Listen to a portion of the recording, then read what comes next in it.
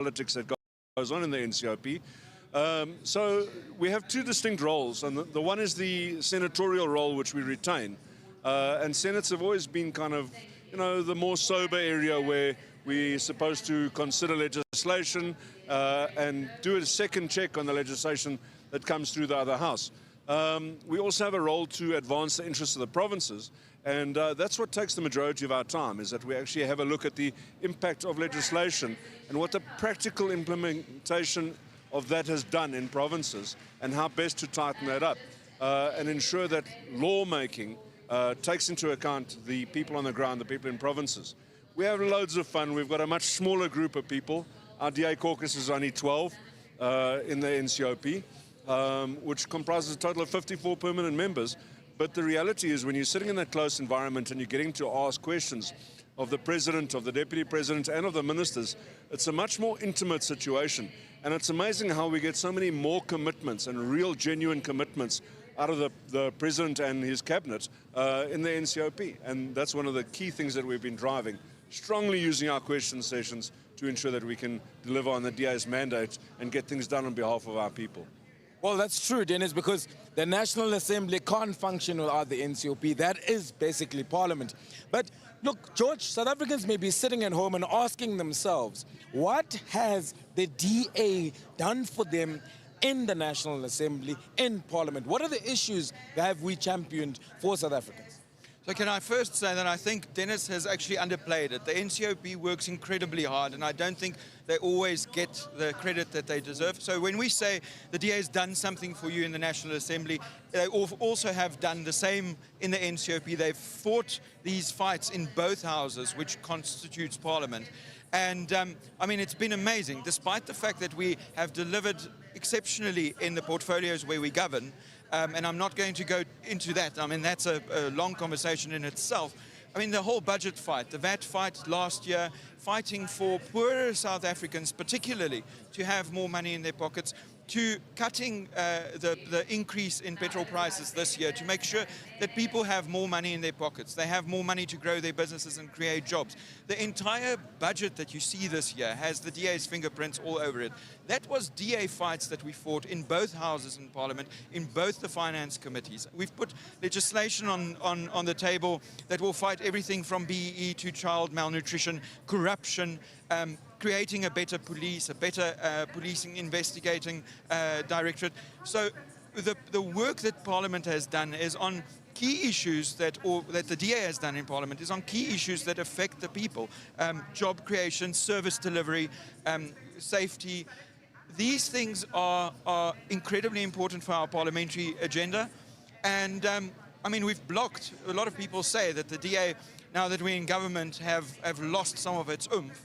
I think actually we have been quite, if I can say so, gutsy.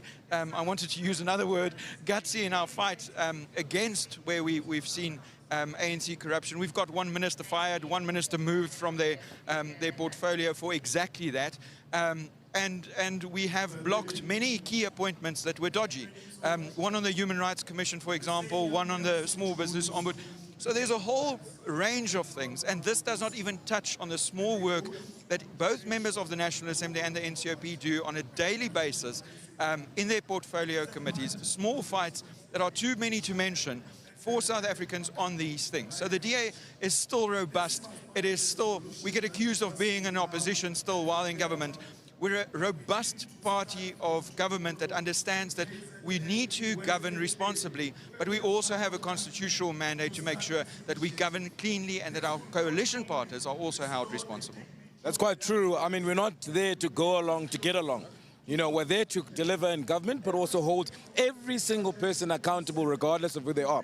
I mean, Dennis, you are saying you are not in the sexy house. I believe it's a sexy house, but anyways, what is the DA championing for the people of South Africa in the NCOP, especially leading into the local government election?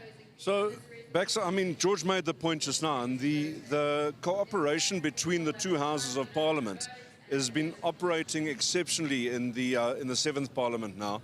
And so we're working in close unison with the guys in the National Assembly, driving similar issues, picking up where they leave off and running with a ball once a piece of legislation has been passed, to make sure that the changes come through that the DA is fighting for. Beyond that, I think that we've got some key issues around water that are being fought at the moment. Our members are driving strongly on the issues of water, but really it's the local government issues that we keep on championing and fighting, and the fact that we need to intervene in far more municipalities. We need to make more of a difference in terms of our local government, which is where people get direct services from government. And that's essentially one of the strongest things we've been leading, and the big issues that we're driving, certainly, to make sure that government is felt by people and seen to be something that's helping people instead of hindering them and making their lives more difficult on a daily basis. And that's very important, especially because government takes decisions that affects everything that happens in your home. I mean, George, while I have you, I cannot not ask. We're going to the local government election at the end of the year, and we're in an era of coalitions. What is the DA suggesting we do to set up functional local government in municipalities? Well, I think we said this just after the President announced a few interventions in terms of local government elections, and we said that this at SONA as well. People in DA-run municipalities have water. So you can change the governance of certain municipalities, but ultimately it comes down to having clean government, effective government, that doesn't steal from the people, but it actually uses that money to deliver for them, to invest in infrastructure, invest in the future, and make sure that the basic services are delivered. It's not that complicated. The DA gets it right where we govern. If people want water, they need to vote for water, ultimately. And that's the program that the DA has, is we are on a mission to ensure that we get as many votes to win as many municipalities as possible so that we can get these municipalities back on track through good governance. It's not only a question of ensuring that the governance model is correct. If you don't have the right people, you're going to struggle and not have water. So that's the mission that we're on, and making sure that the basic needs that we have, water, electricity, sanitation, these things are fundamental to municipal service delivery, and that we get that right and deliver it to as many South Africans as possible. But we're going to need every South African to say this is what we want, and therefore we're going to vote for the DA. All right. I mean, that's absolutely solid, George. We need to get sure that these municipalities are actually functional. I mean, gentlemen, there are people that are watching at home, listening to our conversation. What would be your parting shot to the people sitting at home coming from the DA Federal Congress? Well, parting shot, I think, is just keep fighting for blue. The blue machine is the only one that's really going to make a real difference for you. And our movement from the blue machine to the blue heart, with the DA showing that it's caring for communities, I think is central. If you want a party that cares for you, that is really making a difference, as George said, coming to a household near you, where government really matters, you need to keep it blue, keep voting for the Democratic Alliance.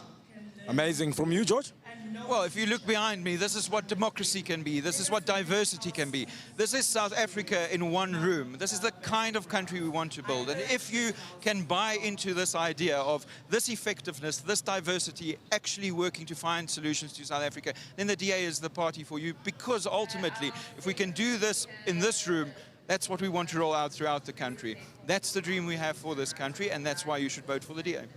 Well, you heard it right here from the leaders of the DA in Parliament that captain the ship of members of Parliament who are representatives of all South Africans in Parliament. And I might be biased because I am the Deputy Chief Whip, but Parliament is an important institution. That is an instrument that shares the voices of all South Africans so that your issues are dealt with, whether it be about jobs, crime, basic services, or even fighting corruption, creating legislation, or even holding the government accountable. The DA is at the forefront of that, and at the heart of it is the people of South Africa. And we will not stop fighting for the people of South Africa so long as we are in Parliament. And it's important for you to remember that if you want to get your municipality working, your town or your city working, and especially South Africa working, you need to vote for the DA. And the only way you can do that is by going to check www.da.org.za to make sure that you are registered correctly in your ward, in your voting district, so that you can cast your vote for the Democratic Alliance, so that we can rescue your municipality and get it working again. Look, I know that my guys, Double D on stage, Digaledi and Donovan, may have more for us, so we're going to turn back to them. Over to you guys.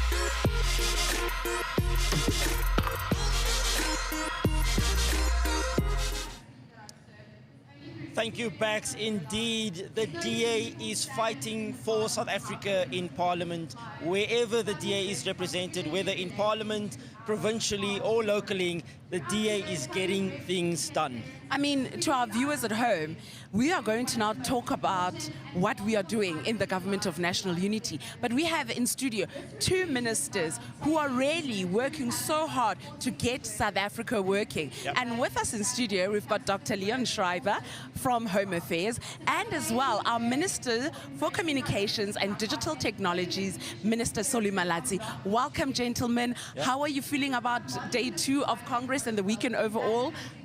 Well, I think we are getting down to the business end now, as they say.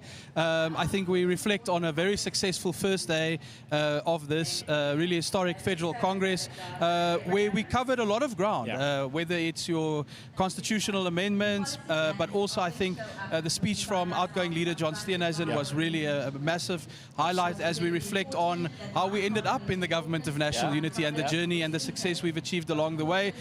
So I think I'm very much looking forward today now to say we've reflected on the journey and the principles that took us this far and brought us this success. How do we now go into the future, building upon this, making sure we deliver for South Africans through the GNU, and ultimately then also make sure that we grow our share at the table when it comes to our position in government. Guys, it's been an exciting, fulfilling day. I attended my first Congress 19 years ago. Wow. And to come back here now, look at the diversity, the size of the Congress, it's great. And yesterday, I think we had two major moments. John's speech, he got the fitting standing ovation from the party, and I think also the tribute from Helen, a reflection of the journey that we have traveled, but also this exciting moment where we are as a party. And I think some of the work that was reflected in the constitutional amendments, the resolutions, also showcase the direction that we want to take the DA going forward. Absolutely. Now, it's been 2 years since you've joined the Government of National Unity. What a journey it has been for both of you. But can you share about that journey for us briefly? Well, I think it's incredible that you're saying these words. The DA has been in national government now for almost 2 years. Who ever thought we would say that? 5, 10 years ago, 19 years ago, as you say, sorry. Unthinkable at the time. It would have been unthinkable at that Congress. And here we are almost 2 years in. So I think that's the point I'm making, a reflection on how far we've come. I think it has been an incredible journey. I think it has been difficult in the beginning, especially. It's something that you really can't prepare for. You actually have to experience what it is like to go in and not only be in government, but to now make sure that you deliver, that you bring concrete reforms into the department that you lead and make sure that South Africans can see the difference. I think from a Home Affairs perspective, and I also had the privilege of speaking about this yesterday, it's a massively exciting time. Our project to roll out smart IDs to essentially almost every bank branch across the country has already made a huge difference. A month since we've launched, 110 bank branches are live. You literally just walk in there, put your fingerprint down, look into a camera. 5 minutes later, your smart ID application is submitted. There's so much more to come. We're going to introduce home delivery so that we actually bring Home Affairs to you. We call it Home Affairs at home, so that you don't always have to travel these huge distances to get to us. So I think very concrete reforms that are happening, that South Africans are experiencing. Thousands of people have already benefited from just this one example. And as I say, so much more to come. So I'm really excited about the prospects of what the DA is doing in the GNU. Sorry? Yeah, it's been 2 long years, almost 2 long years. I think in the process, we've both aged a bit. Just a bit. Just a little bit. Just a bit. But it's a reflection of the effort that is required, you know, to turn around some of the rot that we found, and to then redirect it into what we proactively want the legacy of the DA to be in government. You know, we face an institutions where you can tell there's resistance to change, but it's our opportunity to lead. So even talking about that resistance, you know, cannot be appropriate, because ultimately the DA is in charge of those portfolios. And for me, what is exciting is, you know, some of the policy movements that we are making to make sure that there is a shift towards getting more South Africans connected to the internet, making sure that we can also have fewer functioning and sustainable state-owned enterprises. You know, we can't continuously keep relying on the public pairs for these state-owned enterprises that are shrinking. And most importantly, and Leon will probably attest to this, to instill professionalism and good governance in these entities, because it has just been a by-the-way kind of issue. And we sit at a golden opportunity as the DA, because now South Africans at a larger scale can see the impact of the DA in delivery. And we need to ramp up that every day, because that is where communities are going to eventually build trust with us and overcome some of the barriers that prevented some constituencies from identifying with us. And I mean, it's so important, because what the ministers have reflected on is the efficiency within DA governments, but they've also reflected on the work that they are putting in, the long-term goals to make government work for the people and the people of South Africa. And that's what we really do care about, is making sure that South Africa works and ensuring that everything that our interactions with government as the public and as communities is easy. Because really, nobody wants to spend the whole day sitting at a government department. No, absolutely. It's indeed, I think, correct. You know, we are getting South Africa working with some of these wins. You're sitting on the edge of your bed, you are journaling. What is the thing you are the most proud of as a minister? I think there are a couple of things I would mention that I think are very concrete for South Africans. So we discussed the banks project, the fact that we've dismissed 50 officials and counting at Home Affairs for corruption and other offences, 110,000 deportations in the 2 years we've been there. It's a 46% increase from what happened before. Our investment in technology for the Border Management Authority, getting drones out at the border, etc. These are all concrete things that I would think of. But if I have to journal, I think there's a principle or a philosophical point that actually is the bigger and more exciting one from my perspective, which is when you take all of these things together, the reforms that we are driving at Home Affairs, at communications, etc., we are proving that things that people thought were so broken that they were unfixable can be fixed. And that the DA is the party that is proving that we can fix these things that are so broken. And I've always said from day one, you know, people said Home Affairs is a poison chalice, it's the worst department in government. I heard it over and over again. And that is a really powerful motivator, because if you can then fix Home Affairs, then we can fix everything in South Africa. And I think that is a message of hope that we need to carry out for the country. It is even bigger than party politics, because it really gets to me that there's so much despair and hopelessness where South Africans think things can't get better. And then secondly, we have to be honest that people exploit that. There are people who try to drive narratives that South Africa is doomed, our problems can never be overcome, it can't be fixed. And by the work we're doing in the GNU, every single day we are disproving that, and we are proving that there's reason to have hope, there's reason to be optimistic, and that when South Africans work together, when the DA is a core part of that project, we can actually fix things that have been broken for very long. Wow. Sonia? For me, the most important thing has been to showcase South Africans, taking them along on this journey, because change is not going to happen overnight. But in each and every step that we are doing, to showcase that we have your best interest at heart and we are trying our best and showcasing that. We often make a joke about it that government has been bad at communicating and showing its work. And what we are relentless about is to show every act, no matter how small, that we are trying to do that. And one of the things that I'm most proud about is we are taking the steps that remove all these artificial barriers from people to be active in a digital world. You know, removing the luxury tax on entry-level smart devices, because the more people, low-income households, can get access to devices, you know, they can do e-learning, they can do, you know, digital economy stuff, connect to opportunities beyond the boundaries of their countries. You know, smart IDs police, for instance. They make it easier, much more safer to be active. And cumulatively, as Leon says, you see that there is sustainable shift from the old way of doing things to a transparent and concerted effort of showing that we care about South Africans. But this is also the DA in the government of national unity, bringing integrity to the public sector. Absolutely. I mean, there's so much unproductivity in government that we often talk about.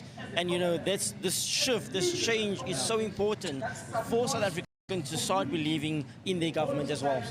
So I know that right now, I think our man on the ground is ready.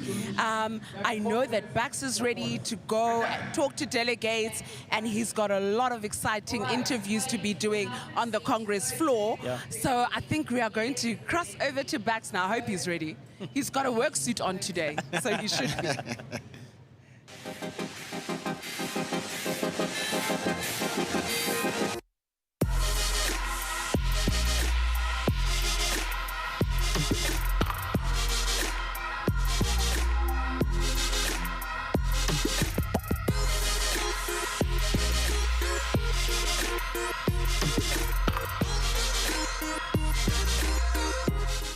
Thank you so much, Donovan and Dikeledi, for that lovely conversation with Solly Malati as well as Leon Schreiber, who are doing some solid work in the government of national unity. But look, I want to talk about an issue that is at the heart of the ballot box.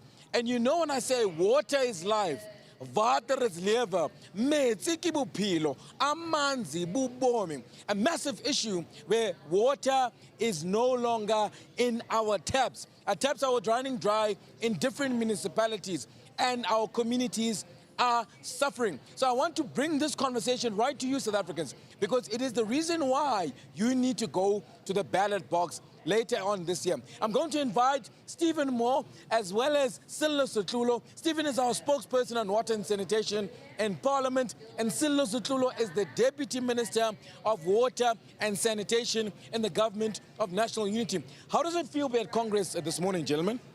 No, thank you so much, Bex. And let me just say that we are well en route to becoming the biggest political party in South Africa come 2029. If you look at the diversity, if you look at the nature and extent of the leaders that are standing for election in this Congress, we're definitely on our way to making sure that we take this country forward come 2029. But we start with this local government elections, Bex, because this atmosphere here is very electric.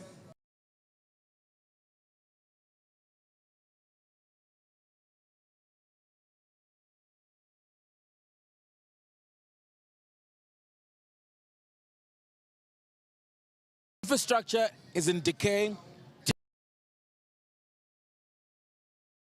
Taps are dry. Why is that the case, Stephen?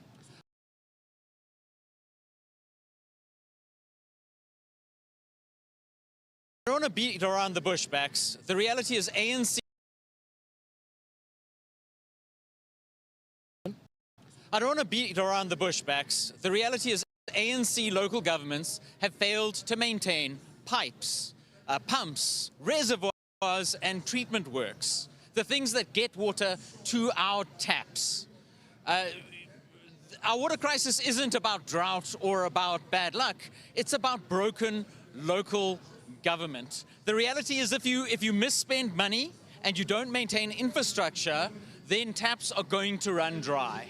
That's absolutely true. I mean, you inherited a department that has to play oversight in these municipalities to deliver. What is it that needs to be done in local government to make sure that our taps don't run dry? Well, Bex and voters at home and colleagues, South Africans, one thing is very simple. Having traversed across the country, having met with over 50 municipalities, it's very clear, Bex, that the money that the National Department of Water and Sanitation, in terms of its regional bulk infrastructure grant, as well as its water services infrastructure grant, that money ends up going to water tanker mafias. It ends up going to tenderpreneurs who abandon projects, as Stephen quite correctly indicated, that many of these infrastructure projects are left to decay. Contractors leave site because they are not paid. Bex, the only solution for us to be able to get to a point where we're able to deliver taps or water in community taps is to be able to vote vote for a DA government and remove the African National Congress, who have fundamentally and otherwise failed to provide this particular basic service. And we can be able to do so back, because as you heard from DA mayors here, none of them spoke about their challenges of water tanker mafias. None of them spoke about projects of water and sanitation that are not completed. All of them spoke about how every cent of taxpayer money is going towards making sure that services are delivered to communities. And whether South Africans or whether the ANC itself likes it or not, they know that the only way in which we will be able to deliver this particular human rights service to South Africans is through a DA-led government that will prioritize South Africans, will prioritize grant funding, will prioritize making sure that we're able to appoint people who are able to tell a difference from a clarifier to a digester, because currently we've got officials who are working at wastewater infrastructure that are unable to tell the difference. Which is another big challenge, cadre deployment, people that are not competent to do the job. But where the DA government water flows, what is it that the DA is doing differently to keep water in our taps? Bax, I mean, Sello said it. The reality is the DA does the job government is supposed to do. We fight for infrastructure, we demand accountability, and we plan ahead. The reality is that even in Joburg, where we are currently, the DA has gone to court to fight for more money for infrastructure spending. And in DA governments, we fight for infrastructure spending. We make sure that the money is spent correctly on fixing things. That's the only way we're going to see real change here, is if you have a government that prioritizes this, not with words backs, but with actual spending and fixing problems. Action, action, action. I mean, gentlemen, we are in Gauteng at the end of the day. We are in Johannesburg. The potholes in Johannesburg have turned into dams. I mean, we've seen Gogo taking a dip. Have you guys, took a dip at the potholes in Joburg? Bags, I must tell you that Gogo is very brave, knowing that the wastewater infrastructure in Gauteng, particularly in Johannesburg, has declined from 91% to 48% in the past 14 years. I wouldn't even dare get into any water resource in Johannesburg, because I can tell you now it's deeply polluted and it is not fit for any human to be able to enter there. As for potholes, I think Stephen, I'll leave that to him. Stephen, a dive, a swim? I mean, I come from the coast, so I don't have those problems. Hey, mate, I want to laugh, but for Joburgers, this is their lived reality. And I want to say, Helen went to that pothole one day. Then the next day, the city came and fixed that pothole. But I live just down the road, and I drive past that almost every day. And that pothole broke the day after they fixed it. That's the type of service delivery we're seeing. We're seeing potholes that break and break again and break again. And that's not real service delivery. That's not DA service delivery. And I cannot wait for Helen to not just be in the potholes, but be the mayor fixing those potholes. Absolutely solid, the mayor fixing those potholes. But the one thing that we need to ensure is that water flows in your taps. And you've heard it right here from these two gentlemen, that water is life, water is lewe, metsi ke bophelo, amanzi bubomi. And the only way we can get water in your taps is to get the DA in your city, town, and municipality, so that we can get it working. And the only way we need to do that is by going to make sure we're registered correctly. So go to check.da.org.za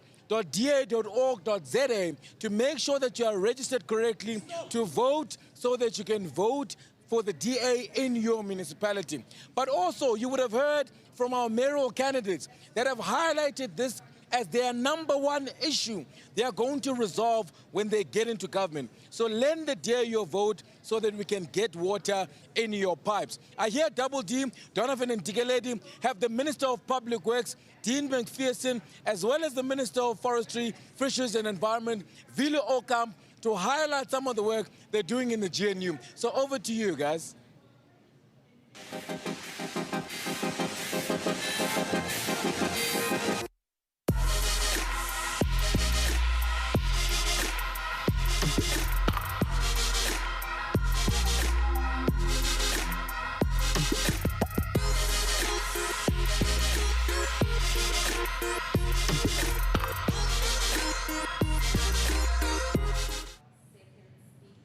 Listen, Bax, all that water talk just made me want to say, smaak my engel. I mean, it's just so crystal clear, like the waters in the DA-run city of Cape Town, that the DA Congress of 2026 is in full swing, and it's amazing to be here today. I mean, that's right, Donovan, and we are joined by two ministers, and we are excited. South Africans at home, please continue watching using hashtag DA Congress 2026 and join the conversation. Send through your questions for these two ministers here, because they have answers for you. Absolutely. Well, please help me welcome Minister Dean McPherson, Minister of Public Works and Infrastructure, as well as Willie Okam, Minister of Forestry, Fisheries and the Environment. Gentlemen, good morning. It's day 2 of Congress 2026. How are we feeling today, Dean? Yeah, it's great to be here, Donovan and Dicoleti and Willie. I actually don't know how many congresses I've been to, but I've been to a lot for someone who's only 41. But that's because I've been in the party for so long. And every congress is unique. Every congress has a different flavor, a different feel. And this one for me really is around the new shift that the DA is taking in the generational leadership that's assembling in this Congress. And so I'm extremely excited to see what comes out of that, what their vision is going to be in the direction of travel that our party's going to head towards now. Absolutely. How has it been, Congress 2026? I've done many interviews yesterday, yeah. And in each one of them, I said to the presenter, isn't this room representing what we as South Africans are? This is the most diverse party. Absolutely. And all of them agreed with me. So what you see here is what South Africa is. South Africa is not those parties when they have a Congress, there are only black people. Or when they've got a Congress, there's only brown people. Or only white people. We are South Africa. Come on. And this is what we need to take forward. And I think people are realizing that. All those fears that the DA will govern only for white people has been slain. There's no truth in that. And people see that. People see that when Dean McPherson in his department, or Leon Schreiber in his department, or Sibusiso Dyonase in her department, do things that's to the benefit of all the people of this country. And that is what this Congress has cemented once again. Come on, absolutely. It is South Africa indeed. And I mean, the DA is also reflecting on the diversity, because if you go to the Congress floor, there are people from all walks of life, and that is so important in getting South Africa working, because this is what South Africa looks like, the real picture of South Africa. Absolutely. You take a photo of the Congress and you just put up on every single sticker, and that is South Africa for you. Now, Dean, I want to come to you for a minute. I mean, you inherited a department with quite a bit of challenges, and you've made such an amazing success out of it. What are some of the things that South Africans can look forward to from your department? I think the word challenges is an understatement. I rather tend you to than use me. the word disaster at times. And we've made great progress, but we haven't made enough progress, and we've got to continue every day to fight for that progress.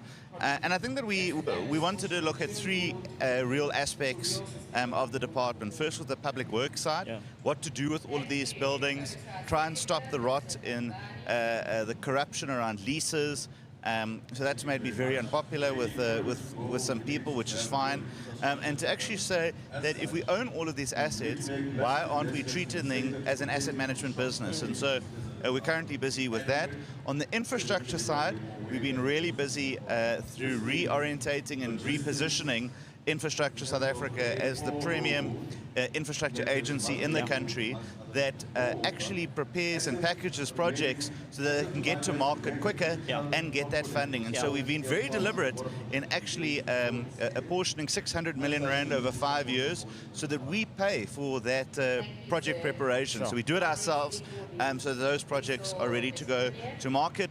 And we've seen immense value in that. In fact, 2 weeks ago, we actually led a new $1 billion investment into this country that Infrastructure South Africa was solely responsible for. And the third thing that we've been focused on is around EPWP and making expanded public works more fairer, making it more long-term, and making sure that people find dignity in that. And that's really important. And so in the next couple of weeks, we'll actually be launching a new pilot project on EPWP, which is going to take people from 2-month opportunities to 10-month opportunities. And that's going to be a game changer for people who want to get onto the permanent pathway of employment. Wow. And I mean, we're going back to what the DA has been doing and is growing the economy, creating jobs, Absolutely. the sustainability around it, and getting South Africa working. Now, Minister Okam, you have a very compacted department. I mean, it's forestry, fisheries, and the environment. And can you please just let every single South African watching at home, let us know what does that entail for those who do not know, actually. Do we have 2 hours? No, we don't. It will take quite a while. No, it is a huge responsibility, but I enjoy every moment of what I do because collectively with my colleagues in cabinet, we see that we are making differences. We, Dean and myself, have worked together on issues such as Knoflokskraal and harbours, where Dean's department are the owner of the harbour and we are the managers of the harbour. And for the first time ever, ministers, we went together to Arniston Harbour and we sorted out an immense lot of problems that they had there. So we are tackling this. One of my main priorities is to sort out the problems that we've got in our fishing industries. It is not right that somebody that was born at the ocean, that grew up there, that his whole life has got that natural resource in front of him, cannot make a living out of that. We must help those people to make a proper, decent living and in the same time protect the environment. So that is one of my priorities. Then also anti-poaching. We've got to take the fight to those poachers. We're not going to stand back again. Just in this week, we had around Robben Island poachers that rammed our boat. So our law enforcement guys were there to arrest them, and they literally, poof, rammed our boat. We arrested 2 of them. Unfortunately, our boat was damaged. But the very next day, we arrested another 7. So we're taking the fight to these poachers. You will not win. We will not back down. Sure. I mean, that is, that determination is absolutely so necessary in government, but also showing you that DA ministers are making a difference in their departments as well. There's a question coming from our audience at home to both of you. It's from Adrian in Gauteng, and he's asking how quickly will communities start seeing results from the DA in the GNU? Perhaps Willie, you first? Well, I'm not sure there's many fisheries in Gauteng. So, just on that, I have recently upheld the appeals of 297 fishermen. Those rights, fishing rights of them, were taken away. On 1 March, they would not have been able to catch fish anymore. That's 297 vessels, 15 people working on each one of those vessels. You're talking about 4,000 odd people. Sure. They are maintaining or giving livelihoods to about 5 people. So you're looking at 20,000 people that would not have food on their table. I did those appeals that normally take a year and a half. I did all of them in 3 days. Wow. I gave back their fishing rights. They can now go and make a living. That is what we do. Same as I've said with Dean and myself at Arniston Harbour. Sure. We were there. The community could see that what we are implementing is immediately helping. Same in forestry. Like, for example, Knoflokskraal that Dean is driving. We are working together, and that is making the big difference. So I think, what we've really been busy with, particularly in Gauteng, is around EPWP. We've had a couple of road shows through here. We are also working on unlocking some of the land and buildings that we have, particularly for human settlements. And one of the pilot projects with Operation Vulindlela on the new government housing model is going to be in the centre of Johannesburg. So, we want to make sure that we can get these going. We're also driving a massive 30 billion rand investment. You will know about Silvercorp in your neck of the woods. And we actually want to expand that even further. And when we do that, we're going to be bringing government departments into those buildings. We're going to save 400 million rand a year every year on private leases. Now that can go back into other projects. So Gauteng is a big focus for us. It's the economic heartland of this country. If Gauteng works, South Africa works. And so we are quite deliberate and quite intentional about being partners in Gauteng, doing what we need to do to help those municipalities that want to work with us and get this province going. Because quite frankly, it's quite shocking to see the state of water, of roads in this province. And while that's not our direct mandate to do, one of the key interventions that we've started is a working with local government on how to unlock their infrastructure spending. And so we provide skills, we provide the capacity to do so, and that investment flows in. So maybe, hopefully, once Helen is the mayor of Johannesburg, we'll be able to have a closer working relationship with the city. Absolutely. I mean, it's beautiful to see how GNU ministers have come to so many DA municipalities to really help those municipalities get South Africa working. But as well, Minister Okamp, there is a question from Tando all the way from the Eastern Cape, and she is asking you, how are you protecting our natural resources and also creating jobs?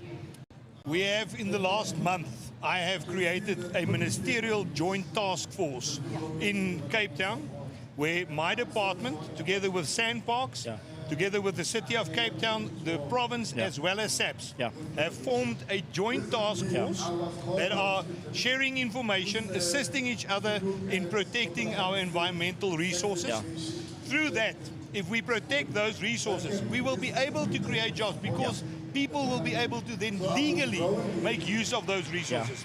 We've got in forestry a huge amount of jobs that we are creating. We have created 20,000 jobs in the last quarter, just in that sector. So there's a huge amount of possibilities. But you've got to do the management properly. And then you've got to make sure that you do that at all places. We are not only visiting DA municipalities, we're going to all municipalities, because people all over the country must see what the difference is that we can bring to them. And that is what we are doing. I love it. Absolutely, absolutely lovely. Well, Dean, Vili, thank you so much for joining us in studio today. We are heading back to our man on the floor, Mr. Bax Nodada. Bax, over to you, sir.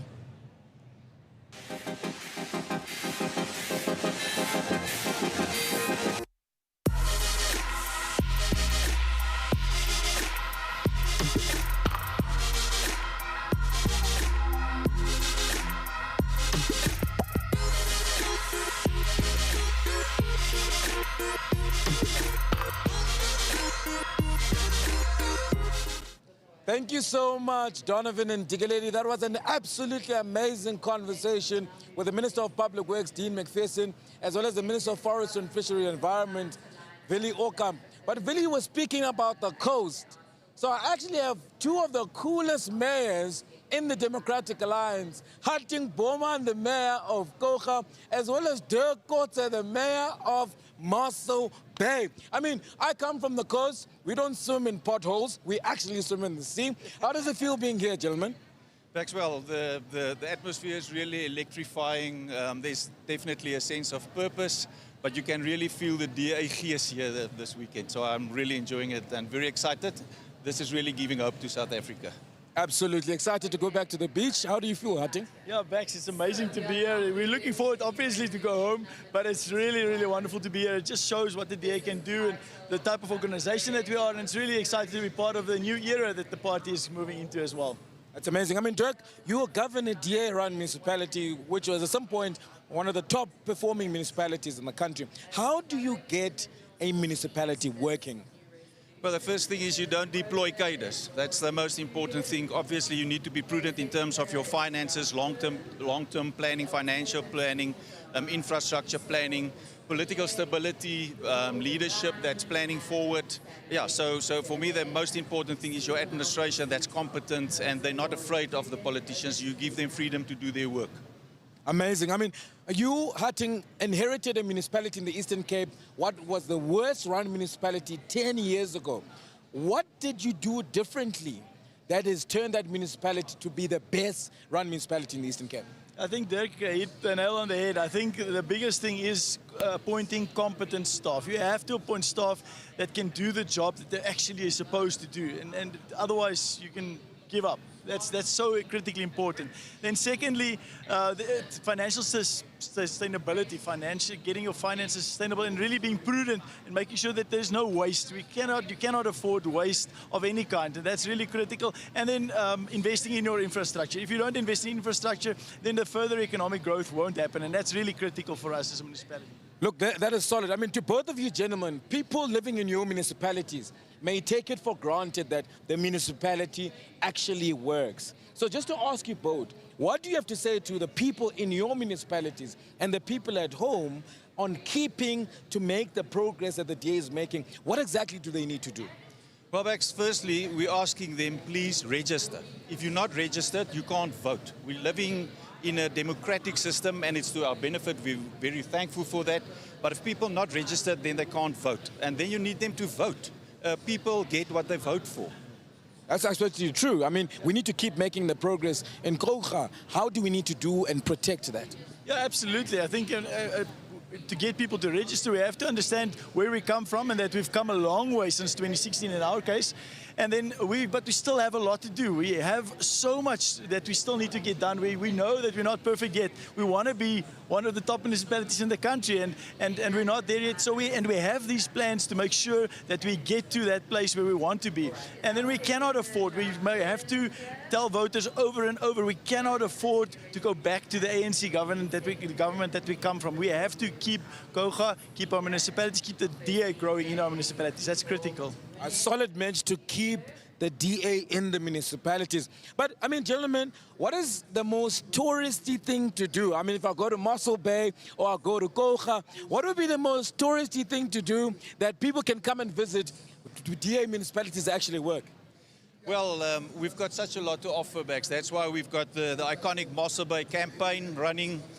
So at this stage, the best thing will be to go to the website of our Tourism Bureau, which we're working with together very well as Mossel Bay Municipality and Mossel Bay Tourism. So it's visit mosselbay.co.za.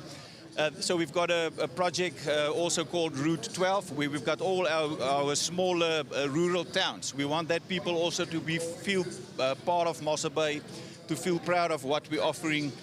And then obviously we've got an array of things. We've just received World Heritage status for the Pinnacle Point Caves last year. It's a project that the DA and the Council's been working on for more than 10 years.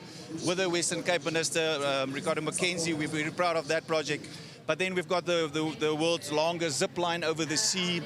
We were in 24 also named by Zuckerberg as the #1 summer tourist destination in South Africa. So we've got adrenaline sport, we've got beautiful game farms, wine farms. So we've got and obviously the natural beauty, 70 kilometers of beaches. That is absolutely amazing. I mean, support the campaign for economic development in Mossel Bay, but also involving those smaller towns. I'm definitely going to come for the world's longest zip line over the sea. So I'm definitely got that in my mind. Hatting, in Gallagher, where do we go? What do we do? Bex, you have to come for a surf lesson. I'll take you surfing. People come to Jeffreys Bay for the waves because it's such an amazing wave that we have. It's world class. But people stay for all the other things that there is to do. We've got such an amazing lifestyle for very, very amazing golf courses. We've got the Babians Kloof, which is also a World Heritage Site, and it's just such a beautiful adventure little capital that we have in the Eastern Cape, and it's really just a wonderful thing. There's so much to do. St. Francis, the relaxed lifestyle, the J Bay waves and the fishing, and it's just really a lifestyle that attracts people to our area, and that's really a wonderful thing, and we're really proud of that. And we're chasing Mossel Bay. They were first for December. We were second. We're coming for them this year. Absolutely. This is healthy competition right here because of good governance. I can swim, I can't surf, so I'll come for those lessons. Look, you've heard it right here from the coolest mayors in the DA that are leading the garden route, the Gallagher Mayor, Hatting Bowman, as well as Dirk Goetze, the Mayor of Mossel Bay. But it's important for you to keep making progress in Gallagher and to keep making progress in Mossel Bay. You have to register to vote. Go to check.da.org.za to make sure that you're correctly registered to vote in your own community. It's important for you to do that. Also, join the conversation using the hashtag DA Congress 2026. We are building up to the announcement of the new leaders of the DA nationally for the next 3 years. So stay in touch with us and be part of the conversation. I know my double D, Donovan and Digalady, have got people that are fighting crime to the T in studio. So let's go back to them.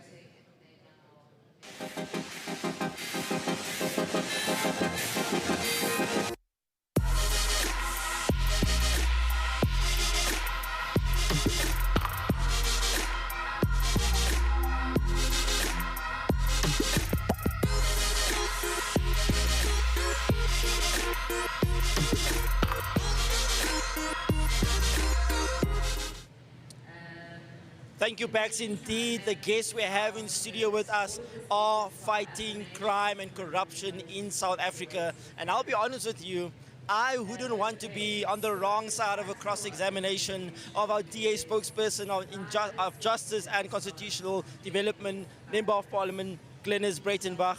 And we also have the unofficial Minister of Self-Defence and the Chairperson of the Portfolio Committee on Police, Member of Parliament, Ian Cameron. Ian, Glenys, welcome to the studio. It's day 2 of Congress. How are we feeling? Glenys? Well, yeah, I'm glad it's nearly over. It's been 2 long days, 2 very busy days. It's a spectacular Congress, as you can see. Very well attended. Everyone's having a ball, perhaps except me. And yeah, I think it's been a very successful Congress. So yeah. Ian? No, it's exciting. It's obviously the first one since we've come into national government. So it's exciting to see everyone again. Yep. Lots of complaints about the police, so I don't think we've got less work after the Congress finishes. Indeed. I think the whole of South Africa and every delegate here, every time they see Ian or Glenys, listen, I've got this issue, there's this in my community. And that's just how it goes, because they know that they are going to do something about it. Absolutely. And the DA does get South Africa working. But as well, Glenys, you have spent your whole entire life fighting against corruption. And, you know, just to our viewers at home, what does long-stem corruption do to the democracy of South Africa and communities in the long run? Well, in short, corruption destroys democracy. It makes it meaningless for ordinary people. Yeah. Because democracy is supposed to give you access to healthcare, schools, opportunities, employment, and large-scale and insidious corruption takes that away. And so it makes democracy meaningless for ordinary South Africans. Yeah. I mean, I think, Ian, everyone probably wanted to know, as you were walking on the Congress floor, what is it like to be part of the ad hoc committee that's actually investigating the claims of Lieutenant General Mkhwanazi? Blatantly honest, it's extremely frustrating, and it's very sad to see. Let's make no mistake, the police, whether it's parts of the MPA, etc., it was deliberately hollowed out. And it's always funny for me to see how certain people criticize it, but they are the very ones that hollowed it out. So there's no doubt that it was deliberate. And if I can pick on the ANC, they specifically did that to protect their own patronage networks. Everything you see, the majority of the mistakes or the issues rather that you see around you is because of that. And they have single-handedly assisted in destroying that. And to be, Glenys actually says it perfectly. She always says, now I'm using her line, but she always says that there's no use in us trying to just fix. Yes, we must try our best with what we have, but a lot of it will have to build from the start, from the bottom back to the top. And I mean, that's such an important thing to say, you know, there's so much work that we have to put in. Previously, when we had the ministers here, they also spoke about the amount of work it takes to turn around departments and government institutions. But Glenys as well, there are so many South Africans watching at home. What is your dream for every single South African who is watching and is a DA voter? Well, my dream for South Africa and South Africans is freedom, fairness, and meaningful opportunity for every single South African. Come on. Ian, we are almost ready to hear the results of the leadership candidate election. Tell our viewers at home, what is the atmosphere like here in the Gallagher Convention Centre at Congress? So it's the first time, to be honest, that I'm here in capacity of being a member of Parliament, a member of the DA, and it's really exciting. I think it's also an opportunity to move to a next level or a next step. So it's been really exciting to see the energy of everyone that's looking forward to something new, something fresh, possibly. So we'll have to wait and see what is announced. Absolutely. Well, South Africa, it is time. It is time to rise, South Africa. It's time to rise from ANC destruction, from corruption, from broken municipalities, from potholes and empty taps. It's time for service delivery, and it's time for the DA. It's time to get South Africa working. continue using #DA Congress 2026. As well, check your voter registration status by going to check.da.org.za. But as well, we've got an important announcement coming up. We are going to get the results. I'm excited. I hope everyone who's been watching and following this Congress is just as excited. I've already started getting text messages. So who did you vote for? Who do you think is going to take it? And I'm like, hold on, we're waiting for the announcement. So stay tuned. We are on the edges of our seats and continue following because the announcement is coming up today. Absolutely. This is why we need to see the devolution of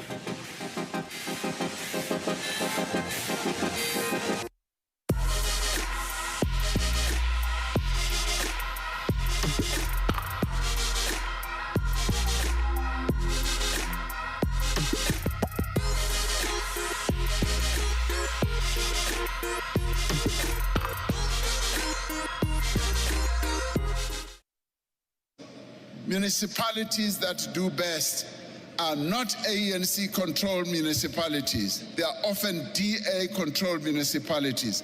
What is it that they are doing that is better than what we are doing? South Africa was named Best Country while its iconic city of Cape Town claimed the prestigious title of Best City in the World. The city says it's determined to invest in critical infrastructure to improve the lives of residents. The city will spend more on infrastructure in the next few years than Johannesburg and Durban combined. More than 8 billion rand will go to new or upgraded infrastructure in poorer communities. Most of our local municipalities are in tatters. They are heavily indebted and badly run.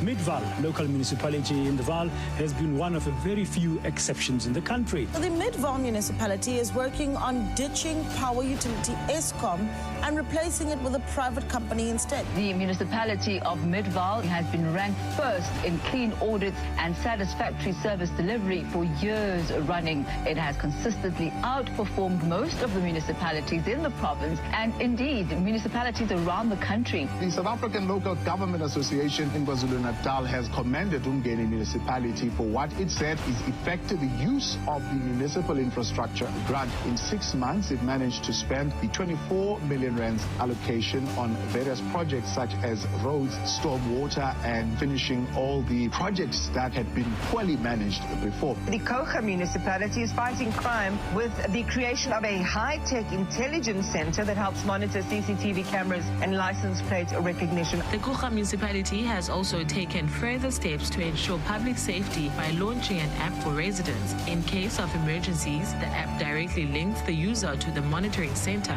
It is a privilege to announce that George Municipality has achieved its 4th consecutive clean audit from the Auditor General of South Africa. This is a significant milestone that reflects our ongoing commitment to clean, transparent and accountable governance. The West Coast District Municipality has officially been named South Africa's best-run municipality for 2025. 2 of its local municipalities, Saldanha and Swartland, were tied for first place as the top-performing local municipalities in the country. These are the issues you're going to be considering as you go to the polls. Who is the party that can help us achieve better service delivery where I live? The Western Cape government is currently pushing ahead to mitigate power cuts. The province has installed numerous solar panels to harness green energy. And Saldanha Bay, Stellenbosch, George, as well as the city of Cape Town are already using independent power producers to reduce reliance on Eskom. To enable further job-creating economic growth, officials are investing 43 billion rand in infrastructure over 3 years. 7 out of 10 young people in the country are unemployed, but in the Western Cape, 8 out of 10 people have jobs. Sometimes I look at the numbers and I almost have to pinch myself. It's unbelievable. 64.9% of all jobs in South Africa in the last 5 years are one province. Some of the biggest global companies are expanding its operations in the Western Cape. The Democratic Alliance in KwaZulu-Natal is now aiming to grow the party and take on the ANC head-on. They actually outlined their plans for the province in terms of service delivery as well as governance. The common denominator in KwaZulu-Natal is quite simply democracy, building a capable and ethical state. Since I've taken office, we've cut our debt from 800 million to 300 million. We've done a full audit of all the properties, found over 500 properties the department didn't even know it owned. We've put in place a rapid response team that now responds within 24 hours to problems, no longer the 30 days that previously was the record of the department. So things are happening in the province of KwaZulu-Natal. We are seeing very positive developments since the formation of the Government of National Unity. International investors are seeing this. They see that there is a seriousness and a commitment, and they like it. And you know what the DA ministers have been doing. They have been taking interviews. They have been performing. Dean McPherson, Minister of Public Works and Infrastructure, says the real infrastructure problems and crisis resides in local government, and his department's implemented ways to solve these problems at the local government level. I want us to be a department that South Africa is proud of, that we're using public assets for public good, and that we're turning this country into a construction site. Minister of Forestry, Fisheries as well as the Environment, Philip Olkamp, is currently briefing members of the media on the damage that was caused by floods at the Kruger National Park. I'm so proud to say that I'm part of this team. Everybody worked so hard to firstly get people to safety, that proactively worked to really make the best out of a really very devastating situation. Olkamp has extended the West Coast rock lobster season for a month. The department says it's committed to working with small-scale fishers and to save livelihoods in the sector.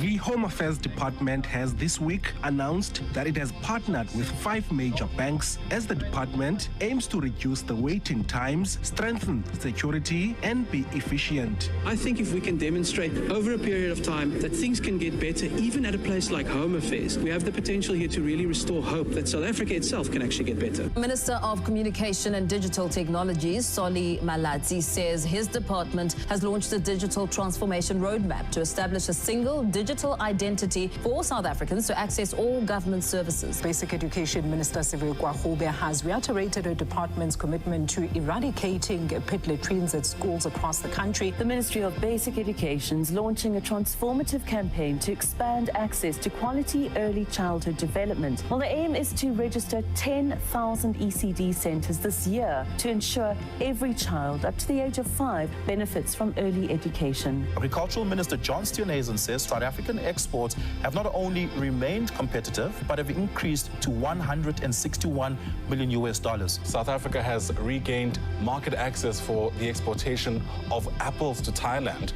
The market has been closed for about 16 years due to changes in requirements by the trading partner. Minister Geordin Hill-Lewis says vaccines are already being distributed across provinces. There's a national campaign underway vaccinating livestock against foot and mouth disease. Farmers and farm workers are our country's greatest asset, and it's very, very important that everyone involved in the sector, from a farm worker to a large commercial farmer, feels that they have a department that is on their side and speaking out for them. Geordin Hill-Lewis says his party now has a meaningful role to play in the reconstruction of the country. Our responsibility is to now meet the challenge of the hour and to help turn South Africa around. But I want to also be clear that what we will not do is to shy away from conflict when we are confronted with serious and lasting damage to our country or its constitution, or the things that underpin our democracy.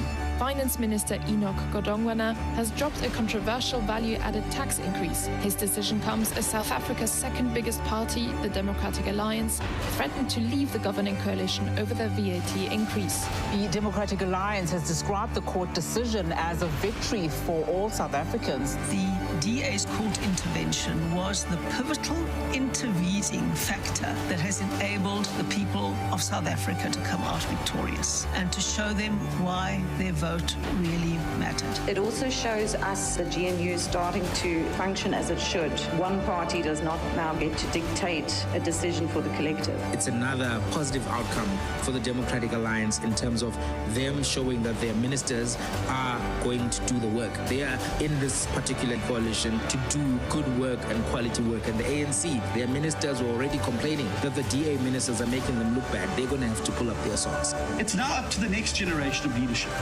to ensure that the DA continues to do so with ever-growing confidence for many, many more years to come, so that we can deliver to the country of our dreams and deliver this country to all of our children.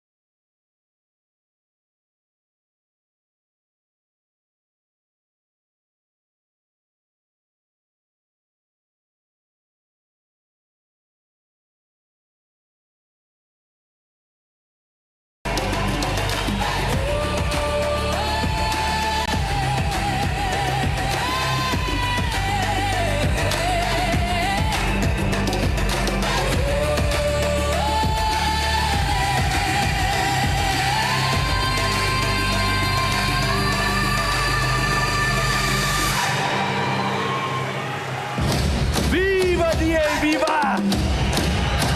Pambili, DA, Pambili! My fellow South Africans, my fellow Democrats, it is with a full heart, profound gratitude, and immense pride that I speak to you today for the final time as the federal leader of the Democratic Alliance.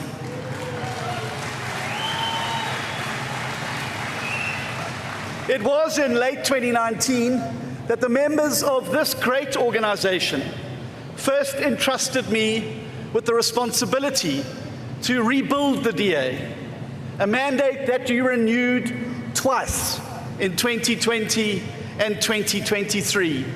We've done so much together, friends. Thank you.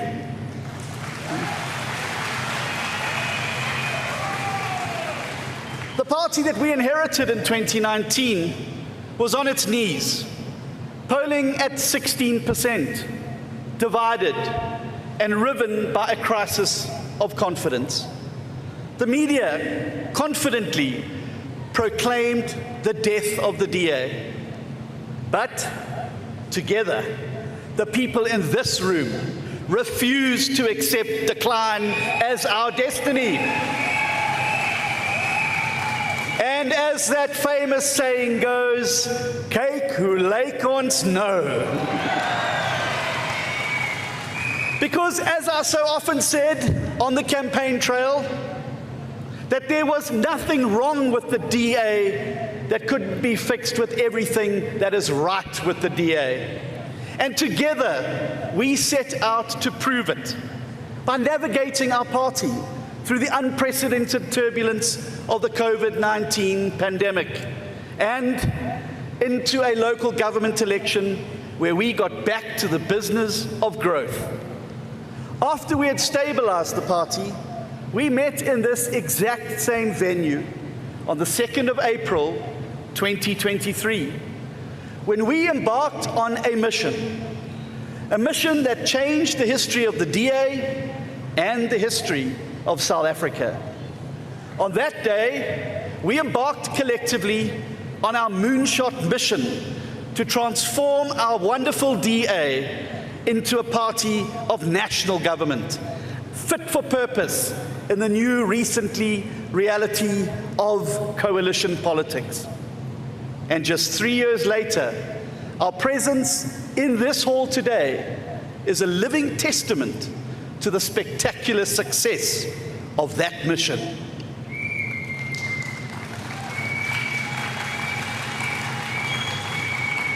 Not only is the Blue Machine stronger and healthier than ever, not only are we now routinely polling close to 30%, but for the first time in South Africa's history, and for the first time in our party, the DA now co-governs the Republic of South Africa.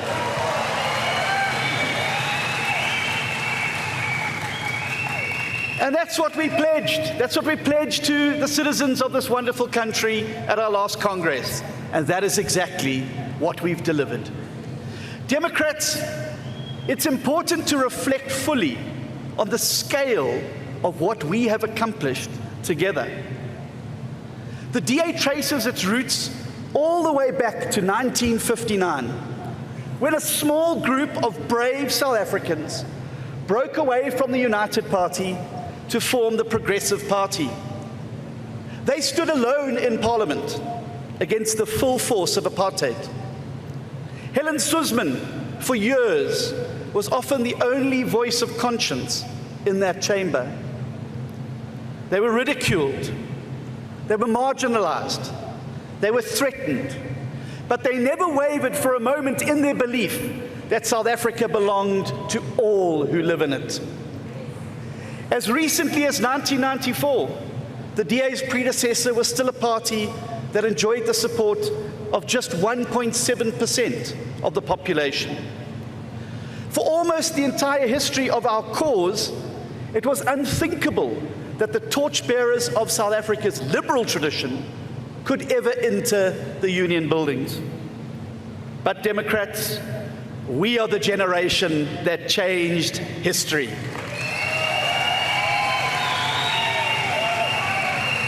We took our moonshot and we achieved what had been unthinkable for decades.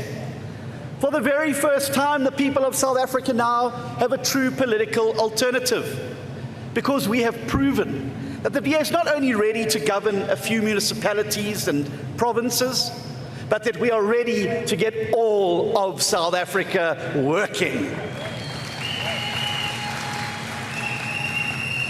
Through our work in the Government of National Unity, we have proven that the DA delivers for all the people of South Africa, across urban and rural areas, in townships and in suburbs, in big cities and small dorpies.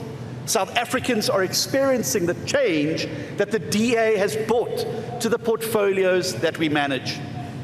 In agriculture, we're opening up enormous new export markets, while systematically vaccinating our entire national herd against foot and mouth disease for the first time in our country's history.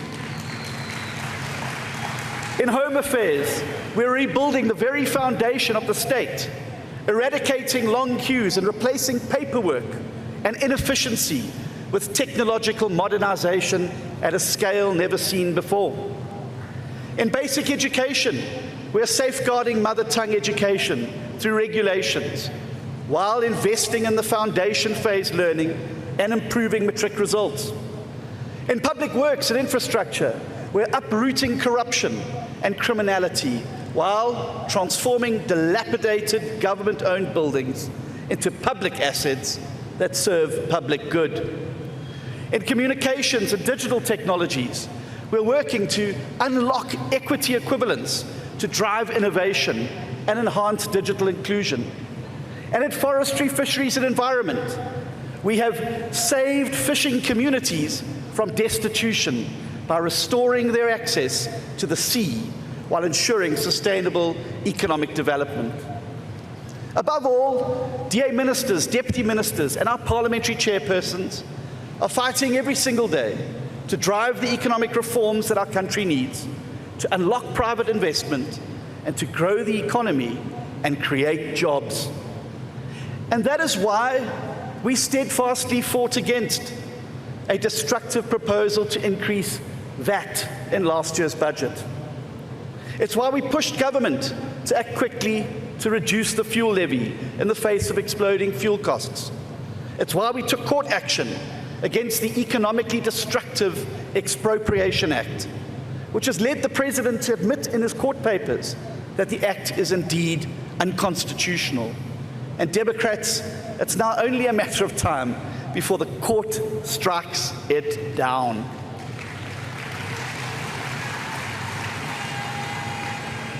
And that is why we continue to fight against the national health insurance, which has officially been put on hold through a court order. Every single day, in big ways and small, DA councillors, activists, MPs and MPLs are winning the battles against destructive policies in ways that were impossible before, because we now have a seat at the table. And the results speak for themselves. The clarity and urgency that the DA has brought to bear against the destructive policies in favor of economic reform has already led to South Africa's removal from the FATF grey list, our first credit ratings upgrade in 20 years, a doubling of economic growth, and the first signs of lower unemployment. Democrats, we've still got a long way to go to rescue South Africa, but for the first time in decades, our country is well and truly moving in the right direction.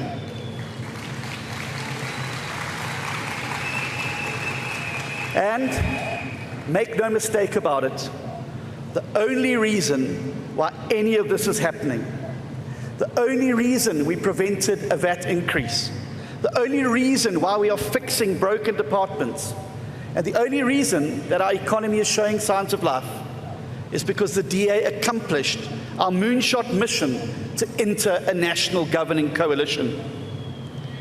But the DA's work in national government also matters at another deeper level. For almost 70 years, our predecessors strove for a South Africa where all forms of ethnic nationalism would be replaced by a liberal, non-racial, governing alternative that regards citizens as individuals worthy of protection and empowerment. A country where every person enjoys access to the opportunities that they need to build a life, and where we could unite them in our diversity. Thanks to our moonshot mission, South Africa has taken a major step forward to realizing the vision.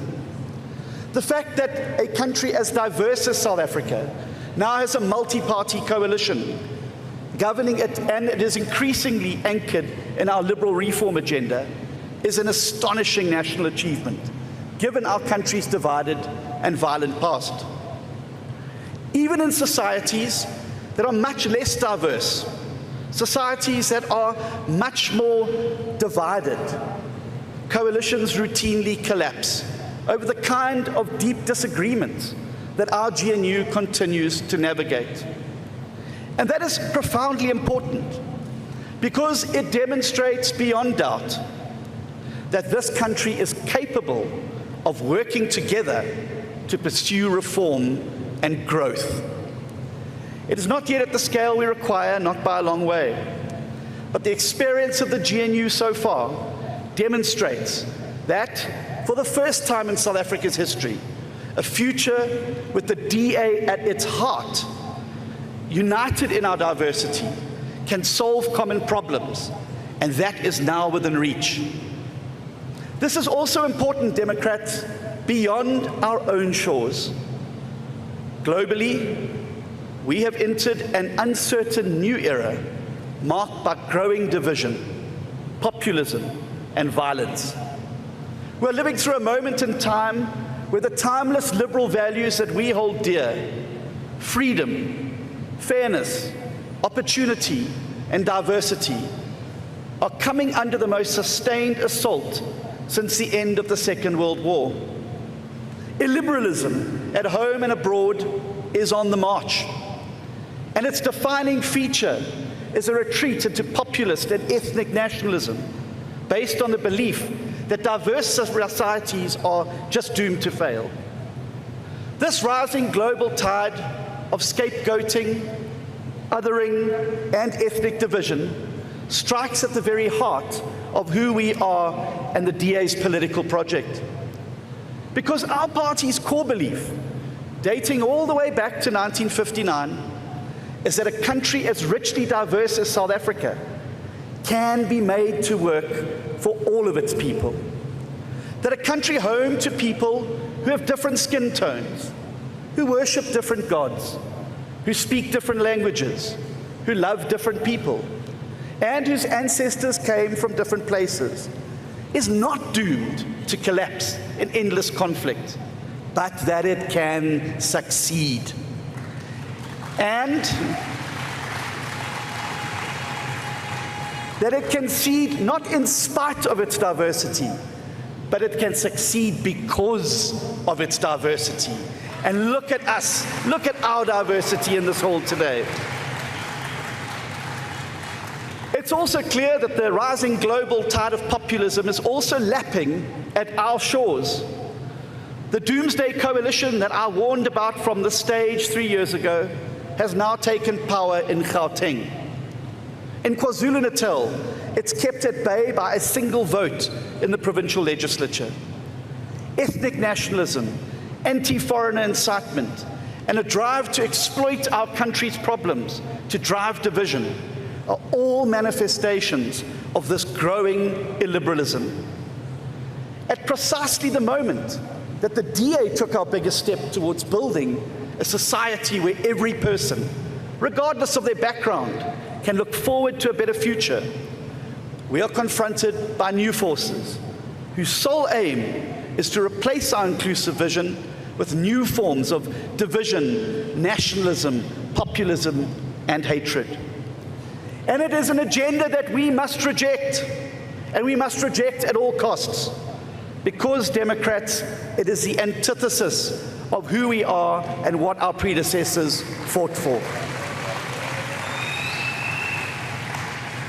And instead, if this is where the world is going, then our job as the DA is to ensure that South Africa is an outlier. While many places around the globe have swung towards extremes, South Africa is one of the few countries that today has a more moderate government, a more inclusive government, and a more diverse government than we had 2 years ago. The formation of the GNU is precious, and it is historic, and an opportunity to unite those who want to build a better country across all those old dividing lines of race, class, language, and religion. It's an opportunity that we must seize and build upon. We, the people of South Africa, and our government of national unity, are now the torchbearers of the future, keeping the flame alive for a world where difference and diversity are harnessed instead of weaponized. Now, this is not naivety, it's practical, because it is only through the values and principles of the DA that South Africa can ensure a prosperous future for all of its people.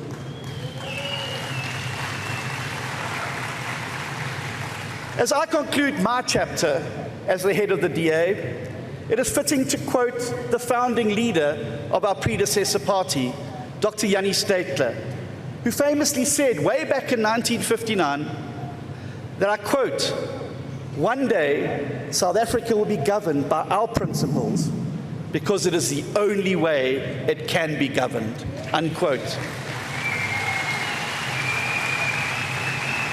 My fellow South Africans, that a party once consigned to irrelevance and ridicule now shapes the very destiny of South Africa is the legacy that I and we leave behind for the Democratic Alliance. For me, it is mission accomplished. I hand over the baton of leadership with immense pride and complete confidence. The DA today is stronger, larger, more relevant, and more influential than any time in our history.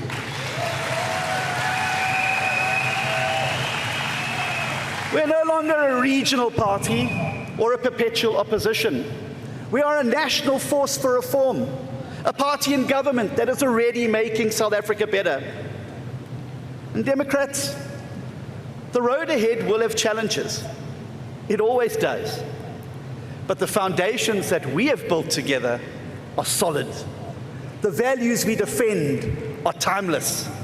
And the mission to become the largest party in South Africa and build a country where every citizen has a fair shot, regardless of their background, remains as urgent as ever. So thank you. Thank you to you, to every member of the DA, for the millions of acts of kindness and support that you've shown to me through my leadership journey. Thank you for the honor of leading this great party. It truly has been the greatest privilege of my life.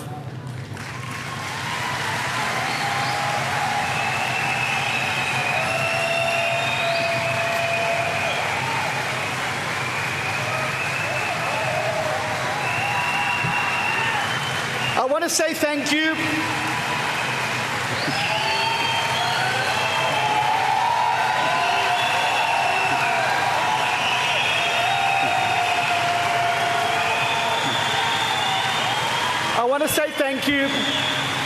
I want to say thank you to my incredible staff that works in the leader's office, who've crisscrossed this country with me tirelessly. To all of you, thank you. I couldn't have done it without you. And to my right arm, Una Christians, who's managed the admin in my office for so long. Thank you so much, Una. It's her 20th year of service to the DA today, 12 of which have been with me. And now the hard part. Thank you to my family.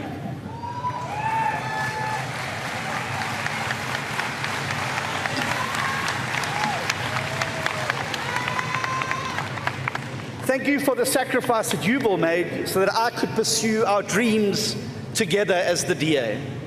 Thank you for putting up with the long absences and the grumpiness when I got home after a long campaign day. My daughters are delighted that they won't be seeing their dad dancing on Instagram anymore. And finally, for anybody who may be wondering what I'll be doing next, aside from working night and day until we defeat foot and mouth disease, I will be doing what I have always done since I first joined this party after high school. I'll be side by side with all of you in this glorious blue machine, working in the trenches, supporting the next chapter of our history. I love my party, I love my country, and I will continue to serve them both with all of my heart and soul. Thank you. God bless you. God bless South Africa. God bless the DA.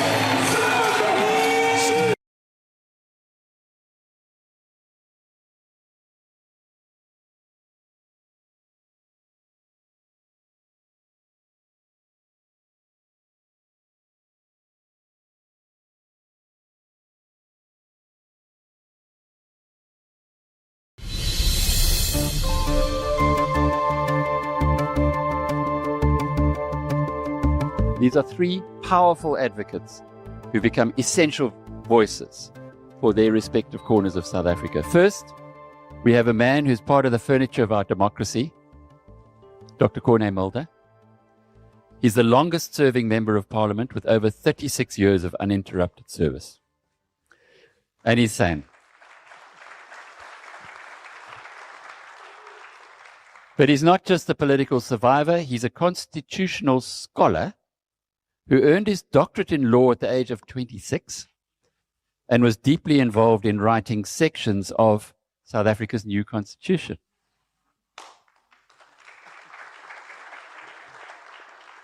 He's also the leader of the Freedom Front Plus party, a party that is playing an ever-increasing role in South African politics and often has been described as the only adult in the room when it came to some of those political meetings. Next, a man who has taken the voice of the South African farmer from the fields of Limpopo to the corridors of global power, Theo de Jager. Many know him as a leader in organized agriculture, but few realize that he served as president of the World Farmers Organization, representing agricultural producers across the globe. I think that's where we met. In Davos. In Davos. There we go. Yeah. He was there as the representing agriculture, not from South Africa, but the whole world. Interestingly, he was a full-time farmer. Before he was a full-time farmer, he spent years as a control analyst at the State Security Council and a negotiation consultant for mining houses. Boy, could they have used you recently.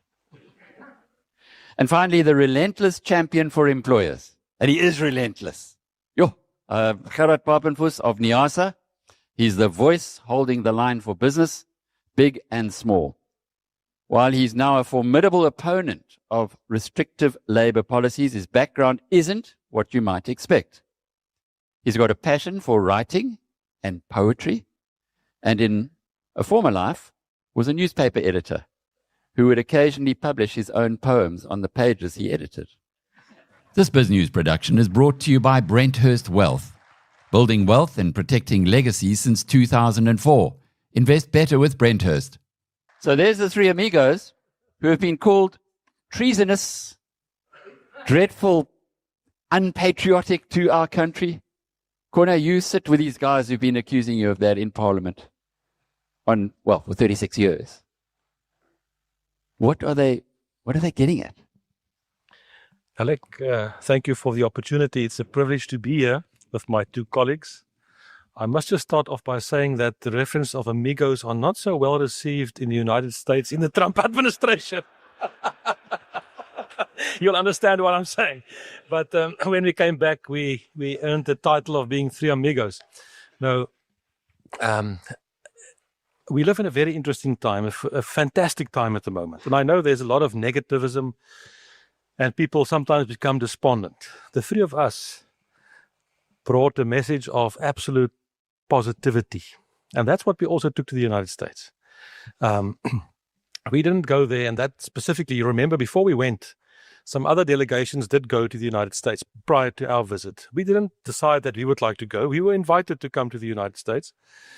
And we were presented there as an Afrikaner leadership group. And we said from the beginning, we realized we don't represent all Afrikaners. But we didn't go there just to purely represent the Afrikaner. We represented South Africa. And we were a little bit arrogant. When we got there, we said to the Americans, you know, the problem at home is there's a vacuum of leadership in South Africa. And the three of us intend to step into that vacuum and give leadership on behalf of the country. And that was very well received in the United States, I can assure you. Because you must remember, not long before we went, there was this visit to the Oval Office by another delegation. And I said to the Americans, I was wondering what the viewership was of that specific meeting. We told the Americans, and you could assist us, we need to print a T-shirt, which will be very popular, and it should only say, "Dim the lights." I believe that will be quite popular if we try to do that. No, the difference is this, and that's an interesting thing, Alec. Some of the other delegations that went and came back were accused of being treasonous, of being disloyal to South Africa. We did not have any of that. Nothing, none whatsoever. Why? We did not go there to slander anyone. We did not go there to break down our country or to do anything negative. We went with a simple message. South Africa can and should be a model, fantastic country, and we should be a winning nation. That's what we want. However, there are some challenges that needs to be addressed. And then we started unpacking those kind of challenges. And we found a very accommodative audience, be that in the White House, in the Senate, at the State Department, at the House of Representatives, everywhere we went. And that was a constructive and a positive message.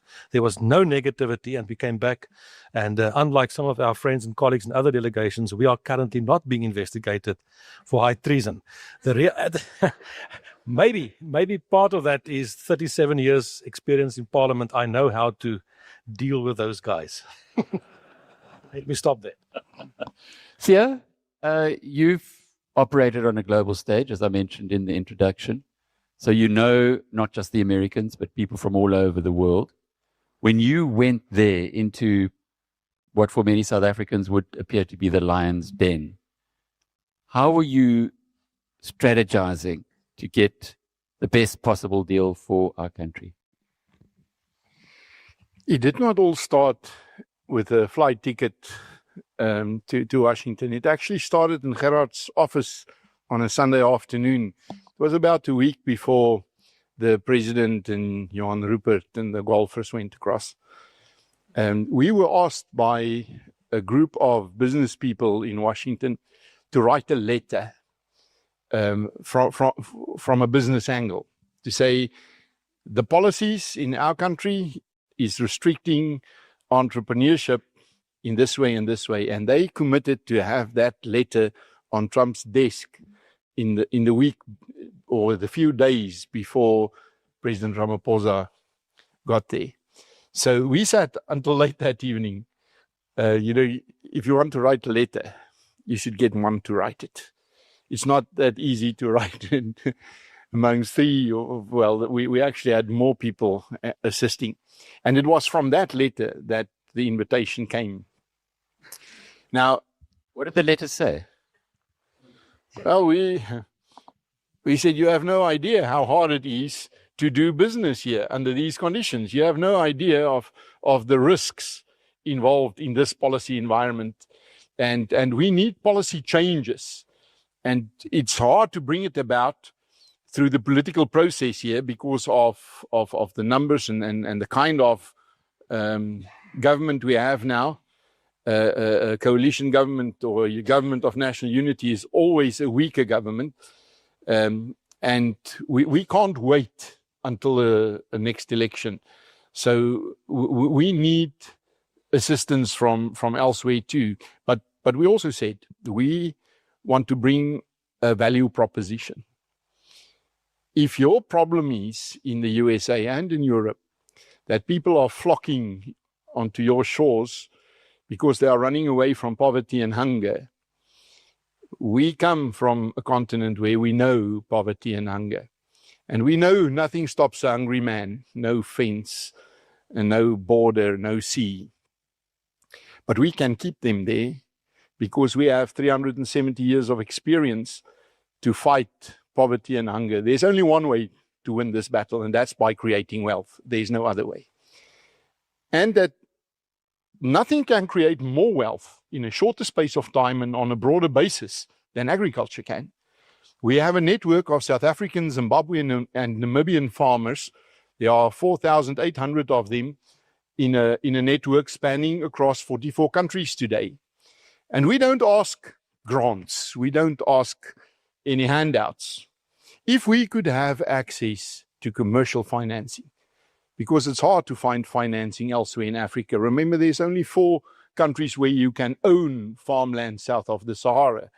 And if you do not have a title deed, you do not have collateral for production loans. So help us to create the opportunities in Africa, and we can keep them there. Dear, is Zimbabwe one of those 4 countries? No, it is South Africa and Namibia, where we have free title, and small pockets of Botswana, small pockets of Zambia.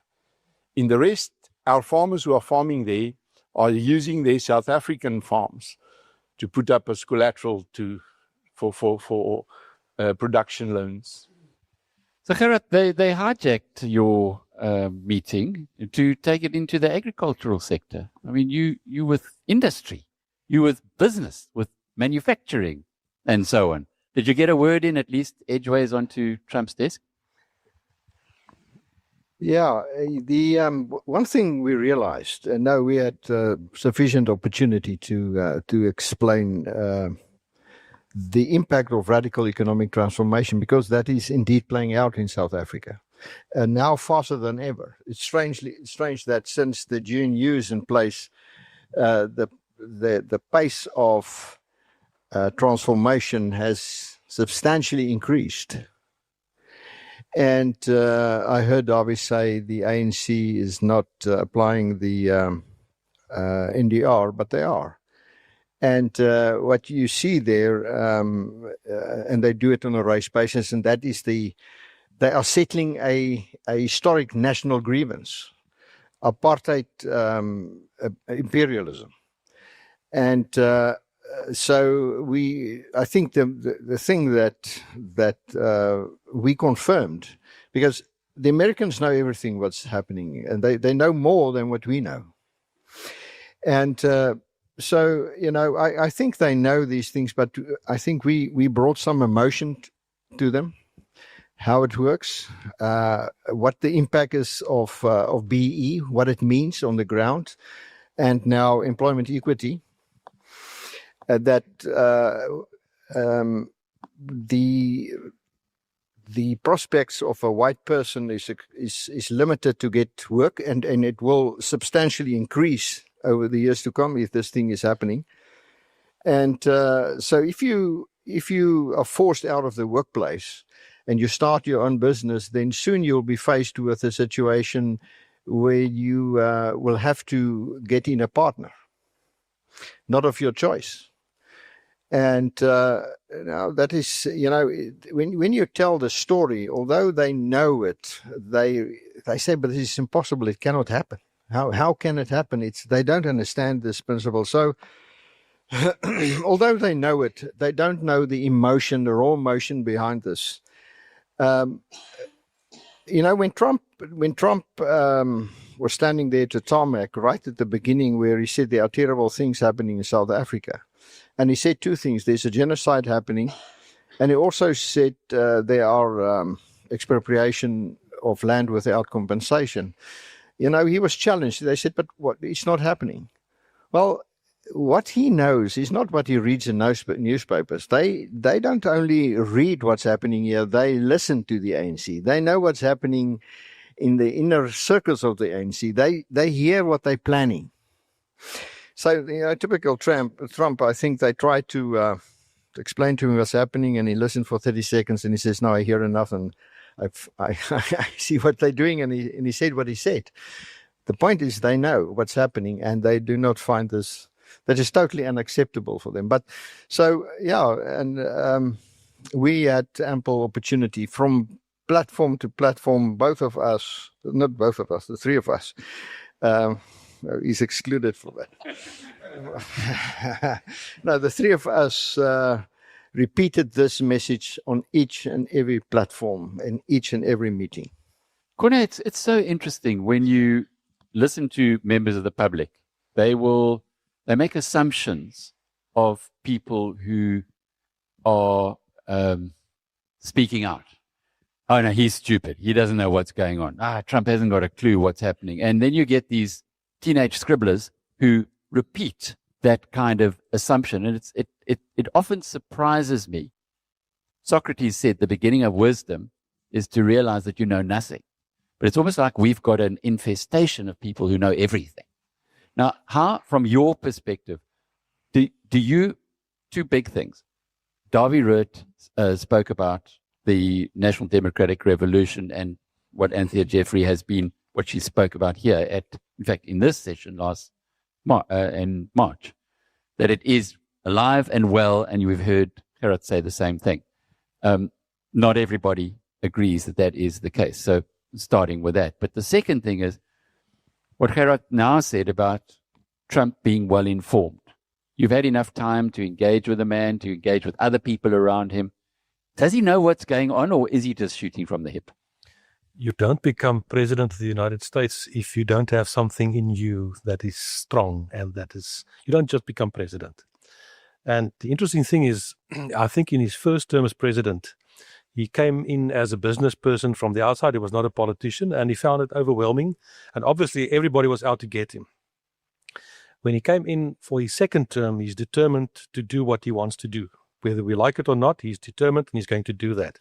And he started off at an immense pace. That is where it basically started. If you remember correctly with regard to South Africa, he started off in the beginning of the year when he issued that executive order. We were all asleep on a Friday night. It was Friday afternoon in the United States. When he woke up on the Saturday morning, there was that executive statement. And I sometimes say, if you look at the executive statement, he dealt with the claim of genocide, the claim of different things, expropriation, etc. But I think the most vital mistake the ANC government made, why did Trump put his magnifying glass on South Africa, was because of the court case against the State of Israel. And if you understand the international political sphere and the influence of Israel and the Jewish community internationally, you'll understand why. So the fact, the reality is that these things are playing out. Trump knows exactly what he's going to do. He's absolutely determined. And I must say, we were really welcomed with open arms. The people that assisted us in Washington said, and those were people who were in South Africa's Foreign Service prior to 1994 and after 1994. They've said they've never had it so easy to get doors to open for a delegation to get engagements when we went. And that was in the White House, in the Senate, in the House of Representatives, the State Department. We spoke to 4 policy institutes, 2 farming bureaus, some business people, etc. And the message that came from America across the board was, we want to engage with South Africa. We want to trade. We want to use South Africa and be part of the investments, the direct foreign investment. And you must remember now, from the Trump administration's perspective, they take note of what China is doing in Africa. And they want to counter that, not with aid, but with serious trade. South Africa remains the United States' biggest trading partner in Africa. So they want to reach out. But then they say there are these non-tariff barriers, basically. And if I can just mention, the few mentioned now, when we wrote the first letter, we had the same experience after our visit to the White House when we wanted to issue a statement. A group of people cannot write a statement. A group of people can't write a letter. They say that's the reason why a giraffe looks like a giraffe, because it was developed by a committee. So you understand, you can't do that. But even after the meeting in the White House, when we came out, we wrote the statement which we issued. And if I can just say about that meeting specifically, we had a normal, good discussion. At the end of the meeting, the White House staff put the document on the table and said, now you must listen to us. These are our 4 preconditions to reset relations with South Africa. And you all know what it was about. It was about rural security. It was about kill the boer, kill the farmer. And then on the economic side, it was no expropriation without compensation, and compensation being free market value after the legal process. And then the whole question of black economic empowerment.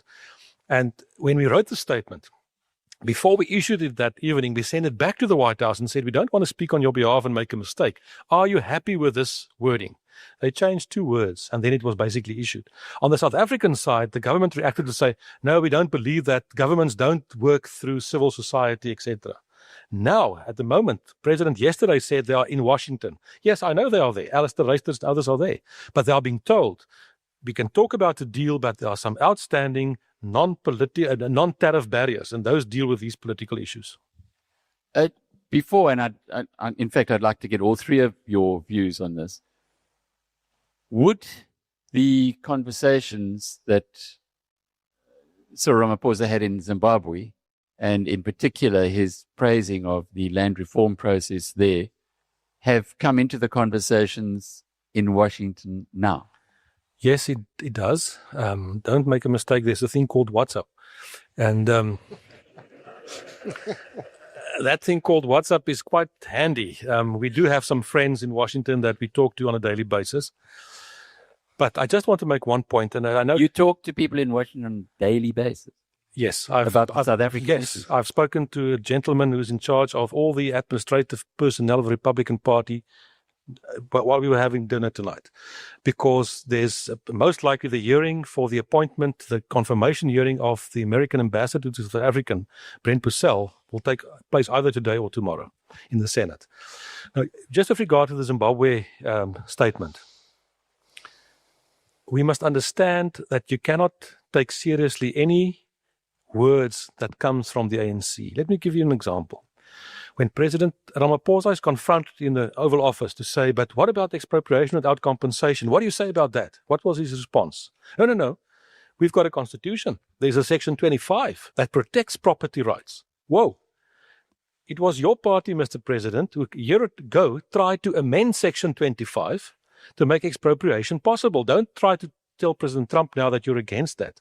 And then you go to Zimbabwe now and say other things again. So words are there to be used depending on the situation at the moment. But obviously, the United States take these things seriously and they know exactly what's going on. What is your constituency, the agricultural, organized agriculture in South Africa, think about what the South African president said in Zimbabwe? My organization, SAI, is the Southern African Agri-Initiative. So our membership spans across the whole of Southern Africa. We are by far the biggest voice for farmers in Zimbabwe too. Not only the white farmers who are still farming there are still 126 of them, but also those who lost their land since 2000. But that's not where it started. It actually started with the 600 farms they took in Matabele land during the Gukuriundi massacres. And we also have them as members. So when we went to Washington, at every one of our 14 meetings, we also discussed the compensation issue in Zimbabwe, ZEDIRA, which is the Sanctions Act, the equivalent of what Johnson is driving now against South Africa, but also the Magnitsky sanctions. It was very interesting for us when... Sorry, just explain those, dear. What the Magnitsky Act and the South African Sanctions Act, you mentioned Johnson. Yeah. Maybe many people here haven't heard who he is. Yeah, so there's an act to be passed through Parliament, which will focus on action against South Africa, very similar to what we see in Zimbabwe. The Magnitsky sanctions is targeted against individuals, companies, and networks. And it's this networks that really has the sting in it. They say to us, we make them radioactive. No one can do business with them. It's a bit like BEE in South Africa.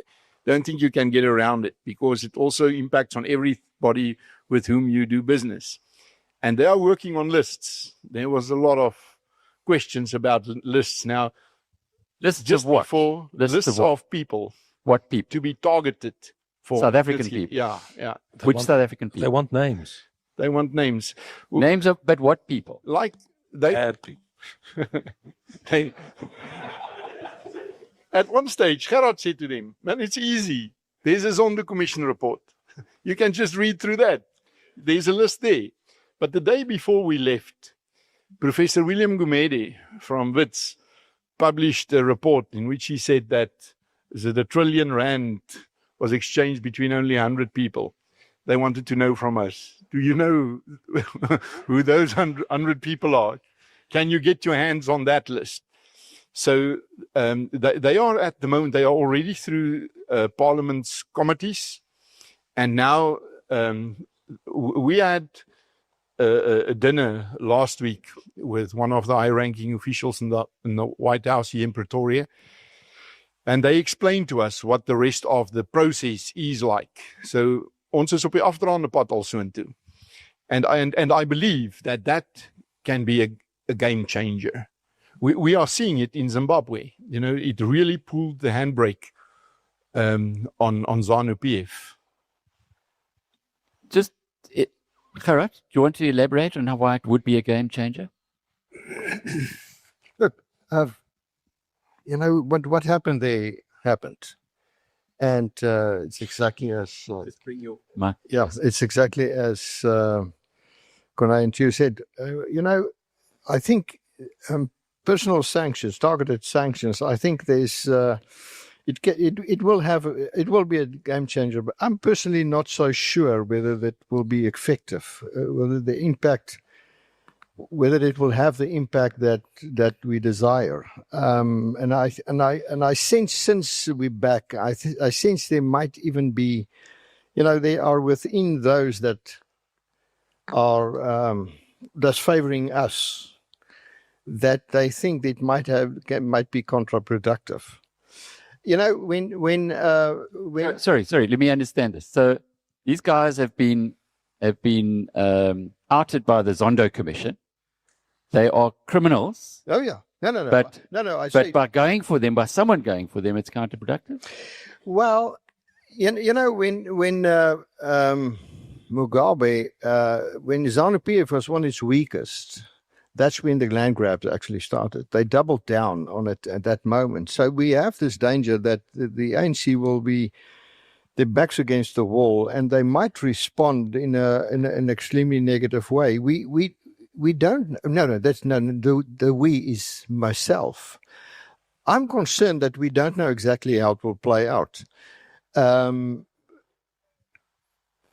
I've also in that discussion too. I don't know whether you understand the people we met with a week or two ago, that they weren't very sure whether they can get this past the Senate, because I think there's questions around this. Now, from a personal point of view, from our side, we say, hammer these guys because they're a bunch of criminals. And since nobody does anything to them, don't sort them out, let the Americans sort them out. So it might be, but, there might be a point that they feel they've got nothing to lose here, and that they turn, well, they're already turning their eyes towards the east, totally. I think they are doubling down. I think they've written America off. I think so. Rene? They are trying to make a comeback in terms of normalizing relations with the United States. That's why they send the head of the defense force to Tehran in Iran. And that's why they've got joint exercises with the Chinese Navy and the Russian Navy. No, they realize the importance of the United States. You cannot ignore the United States. The president yesterday in Parliament, in a response to a question, indicated that South Africa is about to appoint our new ambassador to the United States. He didn't mention a name. He said it will be somebody with experience, etc., etc. Let me take a guess. If I'm wrong, I'm wrong. If I'm right, you will know I told you so. I have an idea. It could be a gentleman called Martinus Kortbroek van Skalkwyk, but I'm not sure. You are joking. Well, let's wait and see. The announcement will be soon. No, I think you are joking. No, I'm not. You're serious? I'm serious. Maybe I'm completely wrong. Then I'll accept that, but I may be right. Let's see. Would he be on the shortlist? He is on the shortlist. What's his credentials? His credentials is that he was an ambassador, I think, in Rome or Athens, and then in Australia, and he joined the ANC. That's a very good CV to hand in. No, it's a possibility. No, I think the reality is that the ANC is trying to track a little bit back with regard to the United States. But it's not going to be that simple.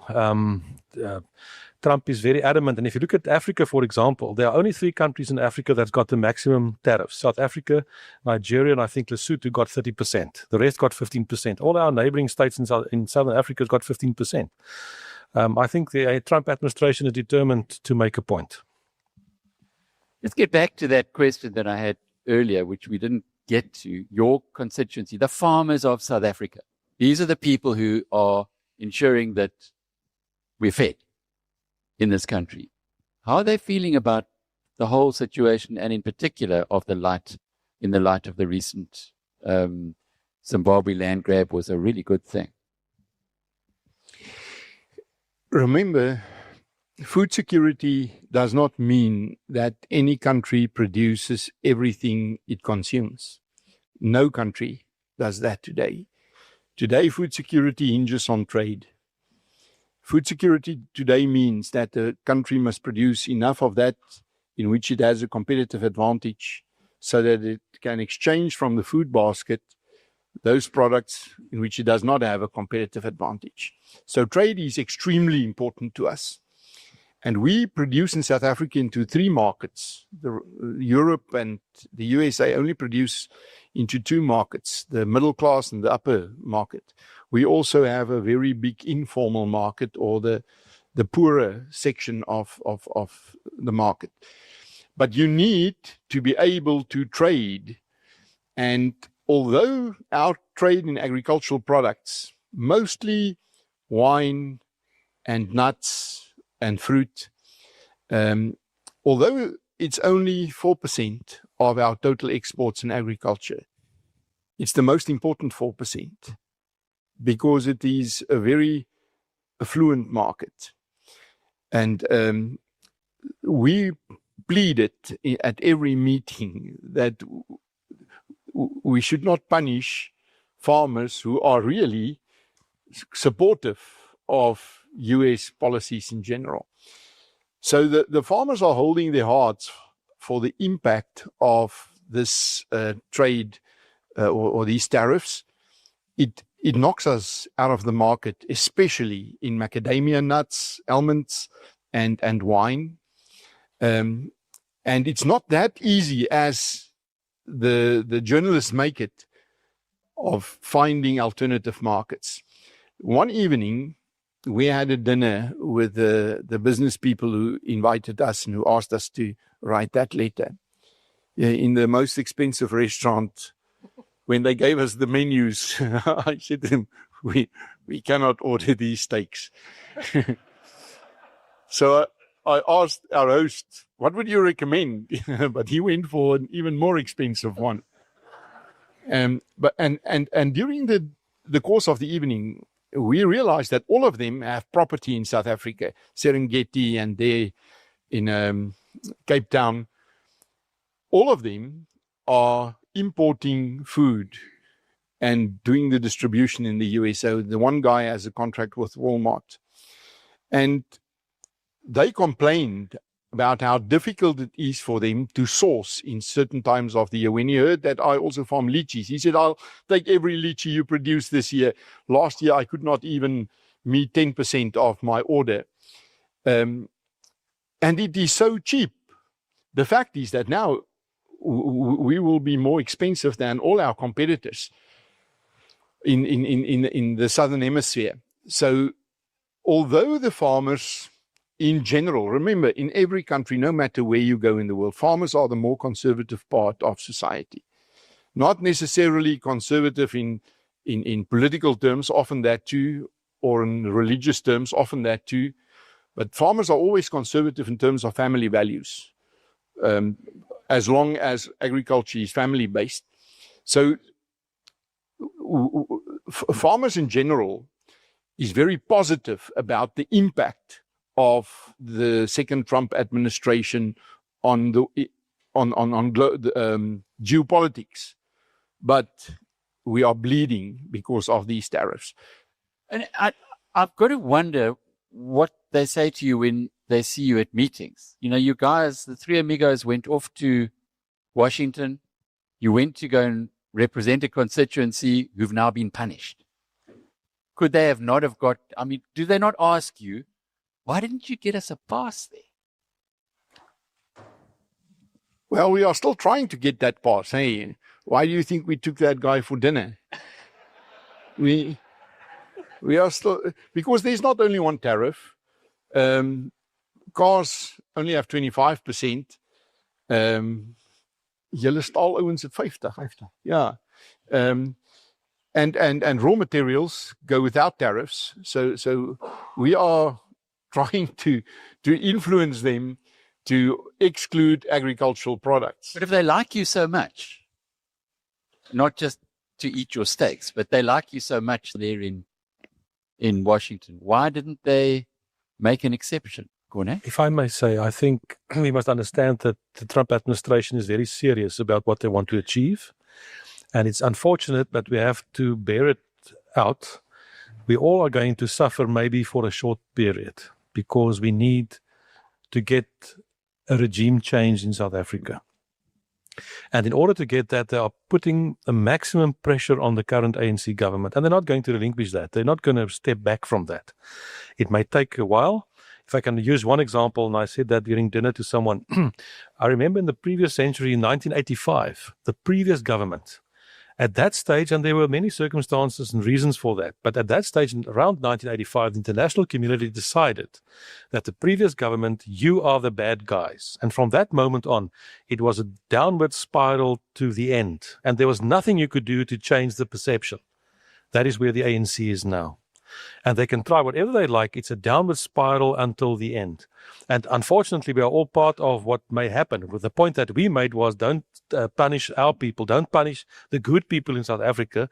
Focus on the leadership. And that's what they're exactly going to do with specialized, specific sanctions on leaders. Now, you've walked those corridors forever.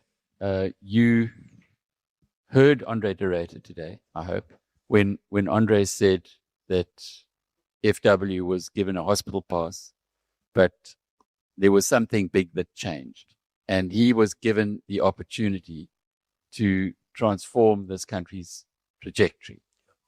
Is Ramaphosa able to accept that kind of guidance from who knows who, but no. Somebody even from above? No, he's not able to do that.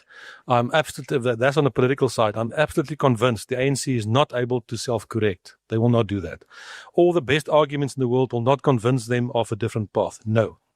The solution is somewhere else, and that somebody else, I think Davi mentioned it earlier today, the solution is at the ballot box. That's what you've got to do. There's no other way. That's a democratic way. We need to get, you remember in the last election, the party that won the election was the people that did not go out and vote. That's the challenge. We've got some questions. Talal Salim asks a question for you, Corne. What do people in the US political corridors think of Western Cape independence? You're in the right place. We are working on that as well.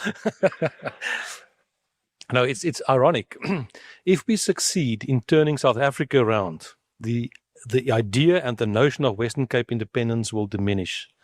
If we do not succeed in turning South Africa nationally around, it will obviously get stronger and stronger. But the reality is the answer lies in that kind of idea. Why should everything be centralized and not devolutionized and in terms of a federal kind of structure? So there's, on more than one occasion in the United States, they said to us when we spoke, and as I've said, we went there to say there's a leadership vacuum, we're going to fill that, and South Africa should have made a proposal in terms of a trade deal. We'll make one on their behalf. And quite often they said, you must think much bigger than poultry or this or that. Think in bigger terms. And that was part of our proposal, was to say we need to think in a geopolitical sense. For example, if you look at the United States in terms of what is in their national interest, there are 3 entry points into the Southern Atlantic. It's around Argentina, it's around the Cape of Good Hope, and it's through the Panama Canal. There should be a new agreement between those 2 countries, so those 3 countries, to say how do we safeguard what's happening in the South Atlantic, because the Americans are very much aware of the threat from China, who's now developing a deep blue sea, a navy, etc. So I think in the end, if you need that kind of thing, you need one superpower or one sovereign big state to recognize that. Western Cape independence is a reality that could develop. It doesn't happen overnight. It could happen overnight. Let me use an example. When we saw what happened in KZN about 3 years ago, overnight it was complete chaos. That was directed at businesses, etc. We know where we are. It could be tomorrow against minorities. And then overnight something could happen in that instance. And who knows what could change in South Africa if Simonstown becomes a naval base in cooperation with the United States and we have some nice aircraft carriers with lots of planes and stuff. This question is from Rob Hersov for the Three Amigos. Have Ernst Rutz and I had a meaningful impact on our various US podcast tours, David Rubin, Patrick Bet-David, Jordan Peterson, etc.? What is the question? The question is, did Rob Hersov and Ernst Rutz have a meaningful impact on their various US podcast tours with people like David Rubin, Patrick Bet-David, Jordan Peterson, and so on?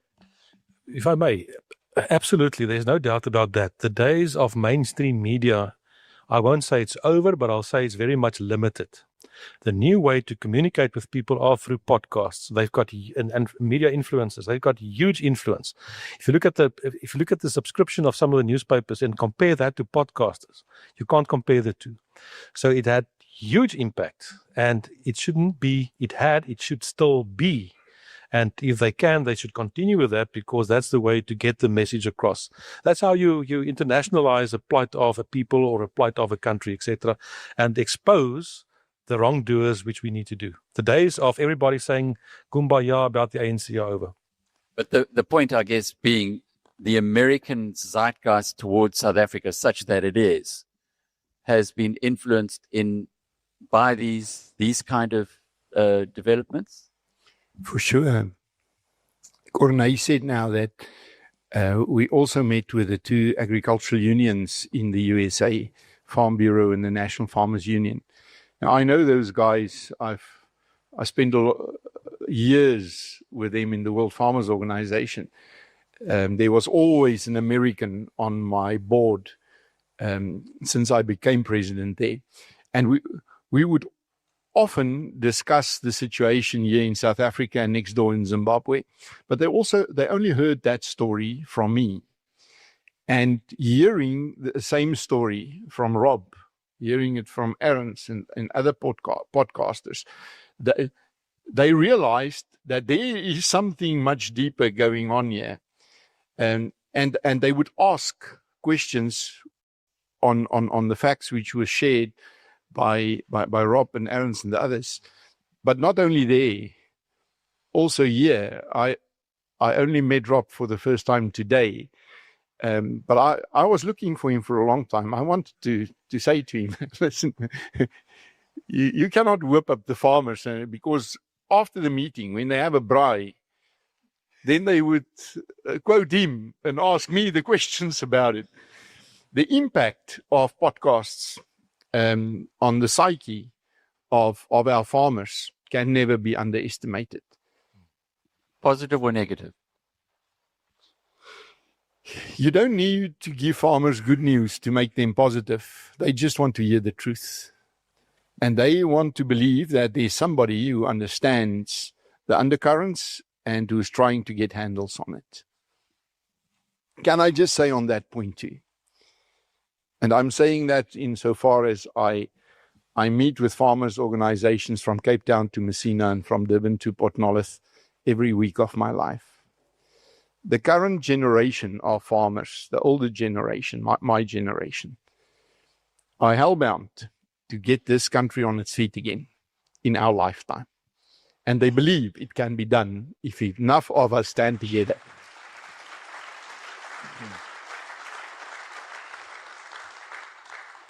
We turn up every day, don't we? We turn up every day.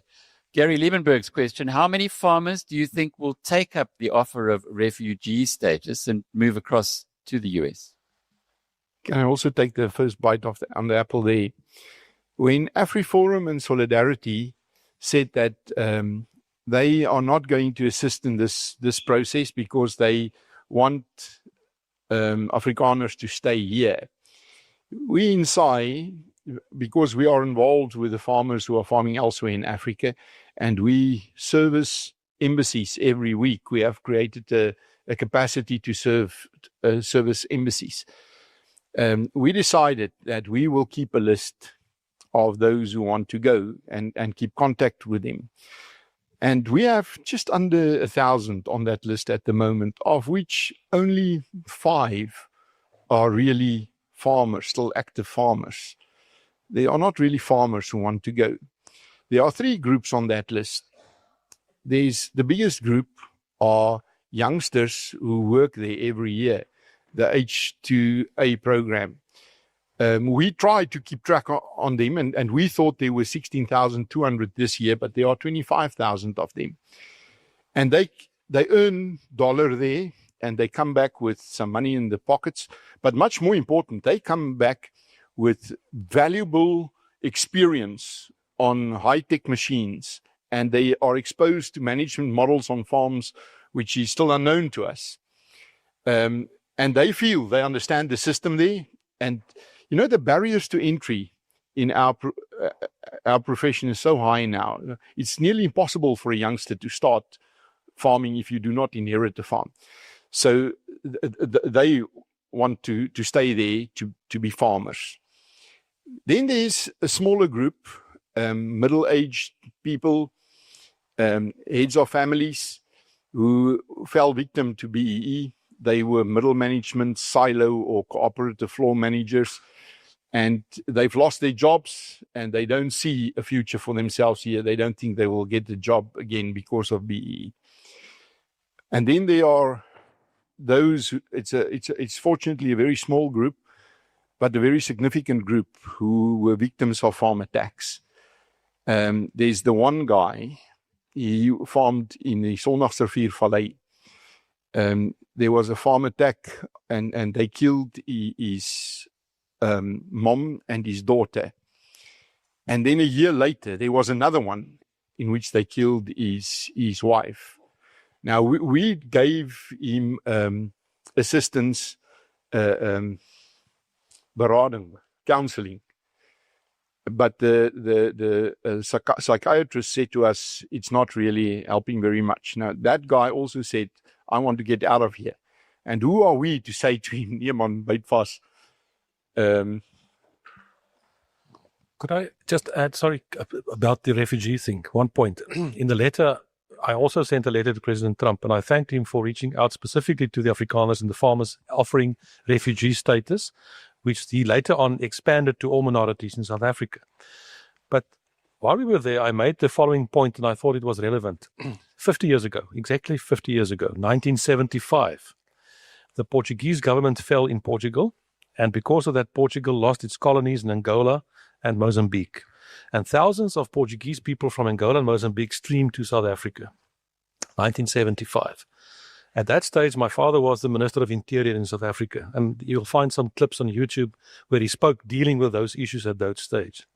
I said to the Americans, thank you very much for the offer, but know this. We are going back home and we're going to do everything in our power that we never need to make use of refugee status in the United States, because we want to create a future here in South Africa.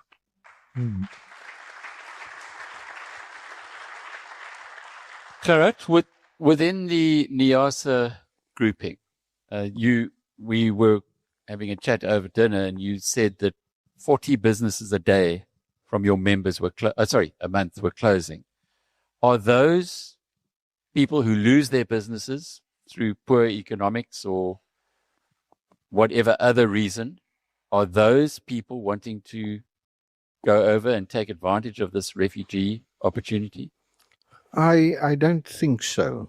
There might be, but I don't pick up that that's the case. I think the invitation isn't that wide, and for a businessman, those that wants to go in any event. I don't think there's so many. I think it's more out of the groupings that Tui is referring to. Yeah, it's a situation. I told Alec last night that just in the ARSOS clientele, we're losing 30 to 40 companies a month that close their doors. And that's and there are many reasons for that. It's overall poor economic, bad industrial policy that's causing that. And well, that's a discussion on its own. But I mean, it's tough. It's really tough. And and it's not only hitting white people. It's hitting everybody. It's hitting people on different levels of society in different manners. And but it's tough. Bruce Morgan's question is: the opposition parties are often not far apart. Why can the opposition parties not put their pride in their pocket and have a united effort to beat the ANC? Yes. No, I understand that, and that is a feeling that comes across the board from many people. I think the thing that you need to understand is the following.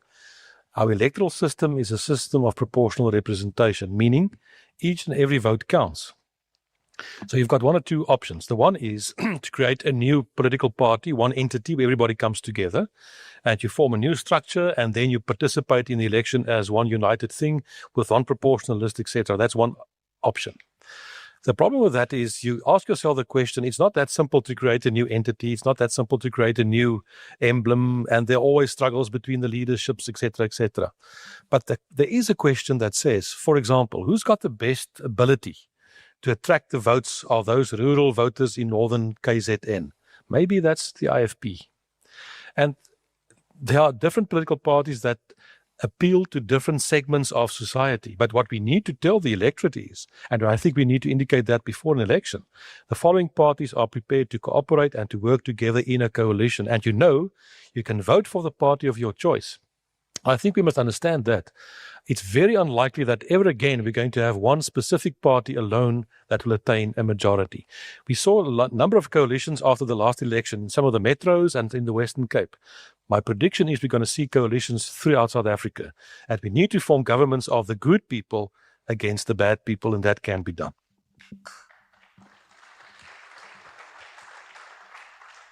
I've got to ask you about Action SA.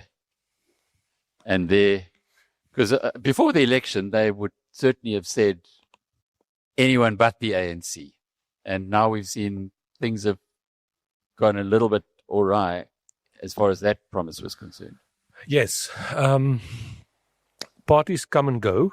And sometimes parties will position themselves with a specific position, a specific point of view, and position themselves against. And then you find at some stage that your hatred for another party is so strong and it overshadows all the things that you believe, that you cooperate with somebody else to your own detriment. But the electorate does have a way of punishing that kind of behavior in an election. So I'm concerned about that. But it also seems that the Action SA as a party has moved into a different kind of seeking support from different communities as such. My prediction is that I think the ANC is going to do very badly in the coming election next year, and we will get some good coalitions in many of the municipalities and of the metros. Pete asks, is our DA leader as the Minister of Agriculture assisting or handicapping the interests of South African farmers? That's from Pete Carolyn. What do you mean?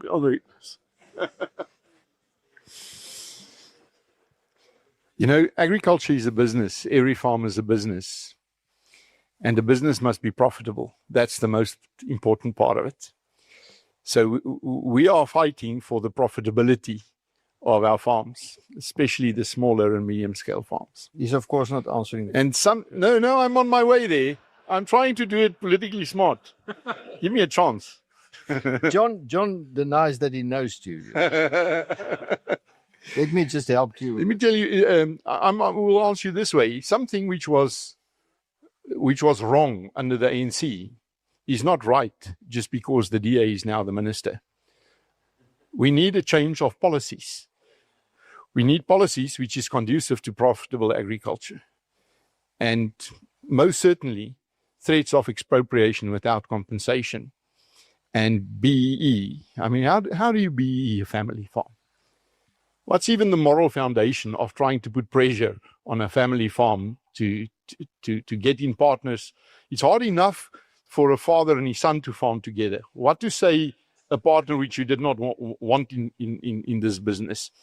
So we are scrumming against policies which is coming a long way, and we are putting pressure on the minister too to keep to his party's policies which they expressed prior to the previous election.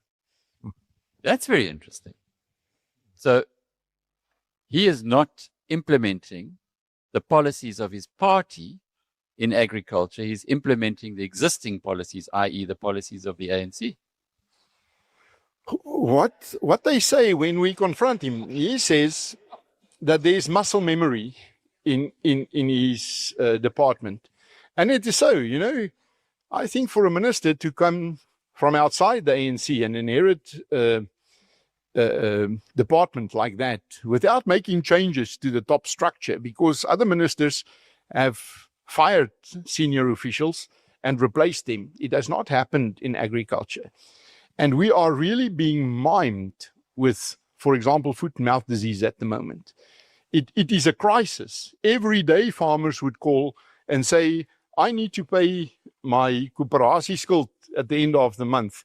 I need to pay my children's university fees by the end of the month, and I plan to sell these cattle, and now I can't. Now, the issue is not that we've lost our handles on this disease.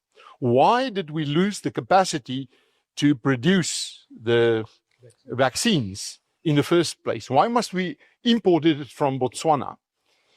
And what happens in this value chain, from what we heard, what our colleagues in Botswana pays for the vaccines and what we are paying for it, somebody is making huge profits in this process.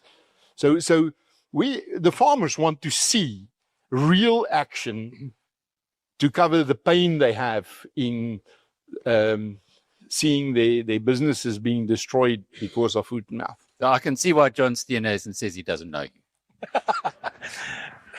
Alec, I know our time is running out, but I want you to give me a minute before we close, just to give you a lighter moment of our visit when you think You've each got a minute to close. So okay, let me just tell a quick story. In Washington, there are lots of people moving around in big black limousines and stuff. So in our movements, we also use some smart Uber things that looks like these big black SUVs. And we're all dressed up very nicely with ties going around. So we decided at one stage it's time to have some fun. And we decided we're going to pretend that Gerard is the VIP and the two of us are the bodyguards. So here arrives the limousine and we open the door and we escort Gerard safely in before anyone can hurt him. And we're on our walkie-talkies and we talk, etc., etc. And the people on the pavement were very amused and wondering who this celebrity was.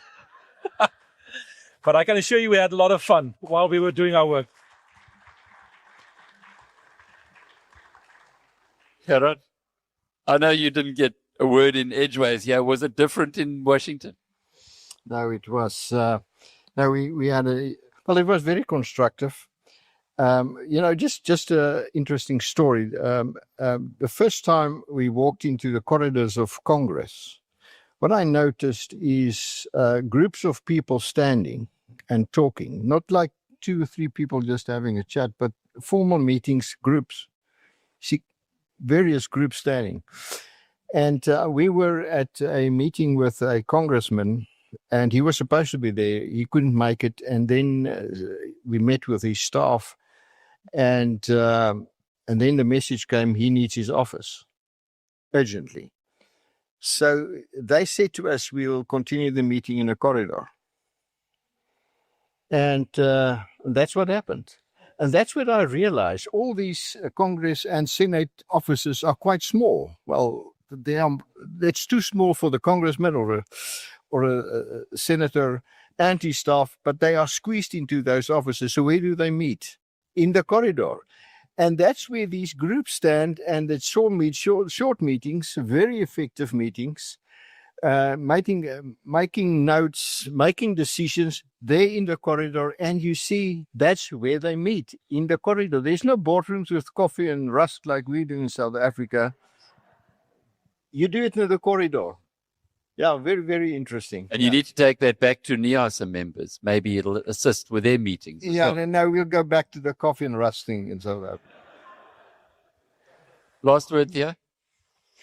Yeah, just like we have seen many of the state's functions being privatized, whether it is security or hospitals, I think that we are also living in the time of the privatization of foreign policy today, because what happened there, and especially in this pinnacle moment, when they said to us, would you three be prepared to send this message to South Africa? We have tried to do it via our embassy, via your embassy, and we have told the previous delegation of the president and the golfers, these are the 4 conditions for resetting the relationship, but we don't pick it up in South Africa, so will you convey this message? But we also see it in Pretoria, because we go to embassies if a farmer in Gabon has a problem with a disease, or if Frelimo shoots buffalo on of a South African farmer in Mozambique. It's hard for that farmer to sort it out in Mozambique or in Gabon. It's much easier for us to do it via the embassy here. But then the embassy start to ask us for favors too. They need to report every week on certain data, what's our crop estimates and that kind of stuff. And they no longer get it from the Department of Foreign Affairs. So we have created this capacity to service them with that too. And I think in our lifetime, this function of diplomacy, even between countries, will never again be only in the hands of the state.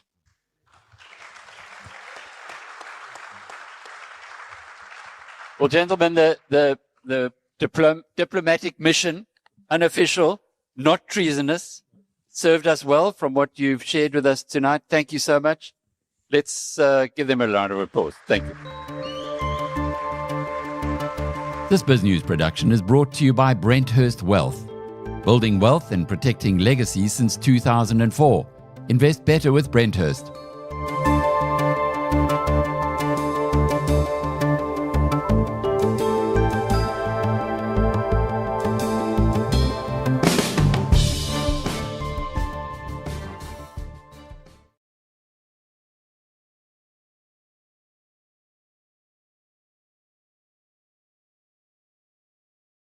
Their own decisions. And the decision stands.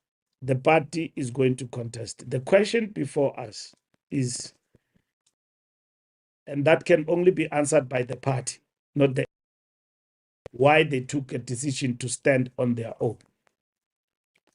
And it's water under the bridge. And why I say water under the bridge is because in the by-elections that have taken place, already the party was standing on its own, not in support of the ANC. So it was not a test. It was putting into practice the decision of the Communist Party to stand on its own.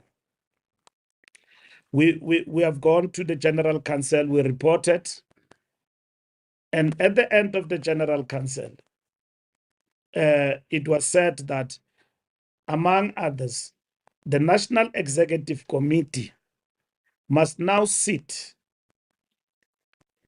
and interrogate how the ANC is going to relate with this decision in the context of an election campaign. We are allies. We are committed to the NTR. We have been working together. We produced common manifesto platforms. For the first time in history, in a democratic dispensation where we contest power through the platform of the African National Congress. This is not going to be the case. So the question before us, which the mandate comes from the General Council, among others, go and guide structures what needs to happen. Of course, guiding structures, you've got to address the matters to the granular detail. Kasi FM, you are a Communist Party member. You have always been, I'm just making an example. You yes, exactly. Yeah. You are a Communist Party member. You are also a member of the ANC.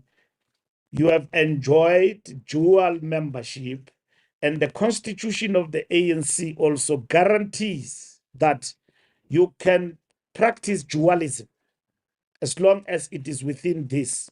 But the constitution of the ANC goes further and says that all those who stand for an election opposed to the ANC will not enjoy the membership of. Now, in the context of this decision, among others, it then raises that point in relation to the ANC. Again, the question you must address is that how do you then maintain politically the cohesion of the alliance? Because we don't talk about breaking of the alliance. We talk about an experience of an ally, a political party, vanguard of the working class, standing in an election on its own, for whatever reasons that they want to advance, of which the ANC failed to persuade them out of it. Therefore, how are now and post-election? The practicality of that decision. That's what the NEC seeks to answer. Not whether or not we agree or not agree. We have passed that stage. We have failed to convince the Communist Party not to contest for an election. But that contest also comes with ramifications. The Communist Party might contest the elections not as part of the bloc of anti-revolutionary forces, who some of them may project themselves as left, but we don't believe that there is anything left of the ANC and the party and COSATU. But they regard themselves as left. So we say we are left based on our own perspectives that we are advancing as a liberation movement in this country. The National Democratic Revolution, it's a platform that we share in the alliance with everybody else, which others don't believe and don't share with us. But nonetheless, they are contesting election. We've got PAC, we've got AZAPO. They regard themselves as well as left. You get what I mean? And then you've got right-wing political parties which don't believe in the social transformation agenda. That South Africa, to them, is a country in which they must enjoy more rights, more than those who have been disadvantaged. And yet, we are actually advancing not for equilibrium, we are advancing for the total redress, because they've enjoyed privileges in this apartheid system. But we are in a system where we are striving for equity spheres. So in that particular context, we work with parties, some ideologically, and those who ideologically, in our case, we characterize as the Tripartite Alliance. Now, in this particular instance, one of our allies is not with us, is going a different direction. How are we going to handle that matter practically? And even now and even beyond elections. That's what we seek to address. So I don't know, maybe the Communist Party is contesting elections because it wants to close a particular vacuum. And that vacuum is the vacuum probably of the working class, broadly speaking. But how is that a vacuum when the working class is not fragmented under the ANC ban? That is the strategic question that we seek to answer before the decision was taken. But unfortunately, we couldn't. And what gap is it seeking to close? And what will happen then post-election? Of course, If we are in alliance, we'll talk about things like Popular Front and all of that. But that can always come informed by the outcome of an election. When we went after the election and talked to the EFF and others, when for the first time we lost elections and we talk about this camp of the left, they said, no, don't talk to us about that because you will work with everybody. So it did not become a question at that time. It became a tactical choices. What is in the interest of the EFF? Ideological choices. So it is very new, this language from the EFF president is very much encouraging. It means he has seen the new Jerusalem. So we appreciate that. It is much appreciated that now he sees that no, do nothing is important in the context of the politics of the balance of forces and ideological standing in our country. It's something interrogated. It must be consistent. It is said once. We don't know whether next week it will be repeated. But it's encouraging. Yesterday, for the first time in public, I heard the new Jerusalem is coming, and it is the first time I hear that.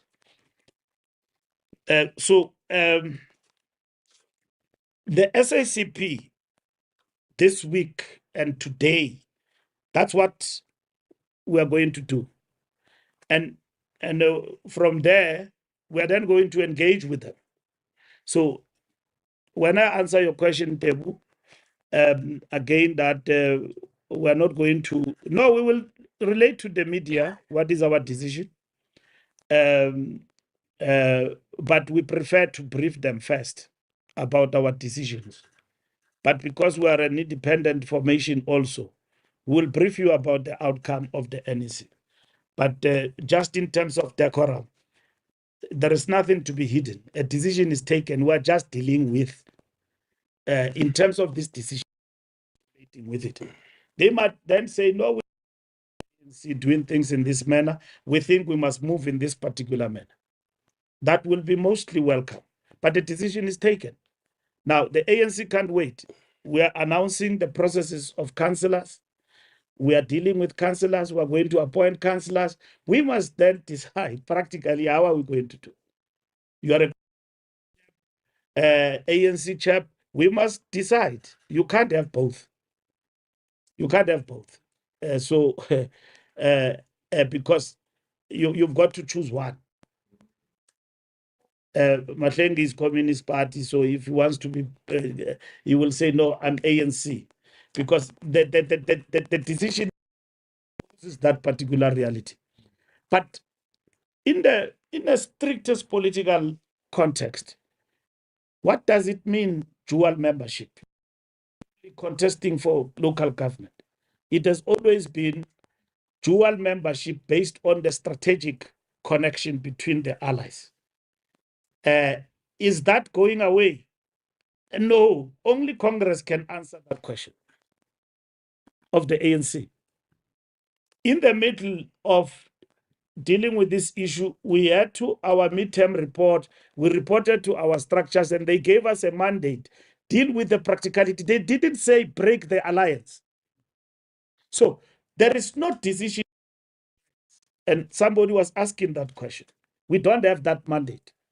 Now, in our strategy and tactics, we'll have to answer that question, including the question of coalition politics, a question that have arisen in our strategic documents of the General Council. Remember, the strategy and tactics is not amended. It can only be amended by the conference.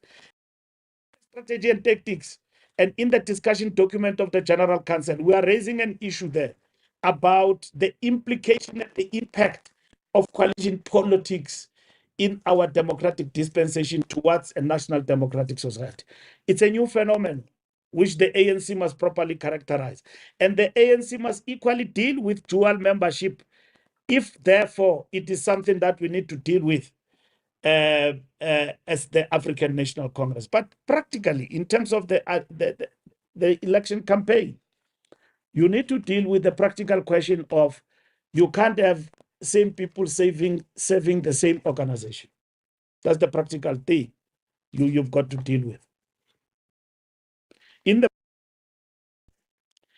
Communist and ANC and Communist, all of them will be members of the ANC. In this particular instance, there are people and the Communist Party still believe in the ANC as that vehicle, except for the fact that they now talk about contesting power themselves for actually advanced. So this meeting is going to deal with that. The practical, as per mandate of the General Council, we now have got to give direction to the structures on the ground.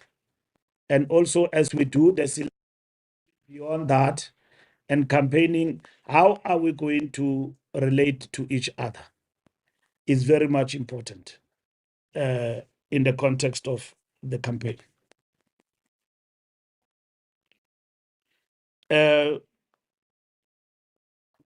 Will we consider people who come from our framework, which we have adopted, says that we are, like we are doing today, inviting society to work with us on the path of mayorship processes.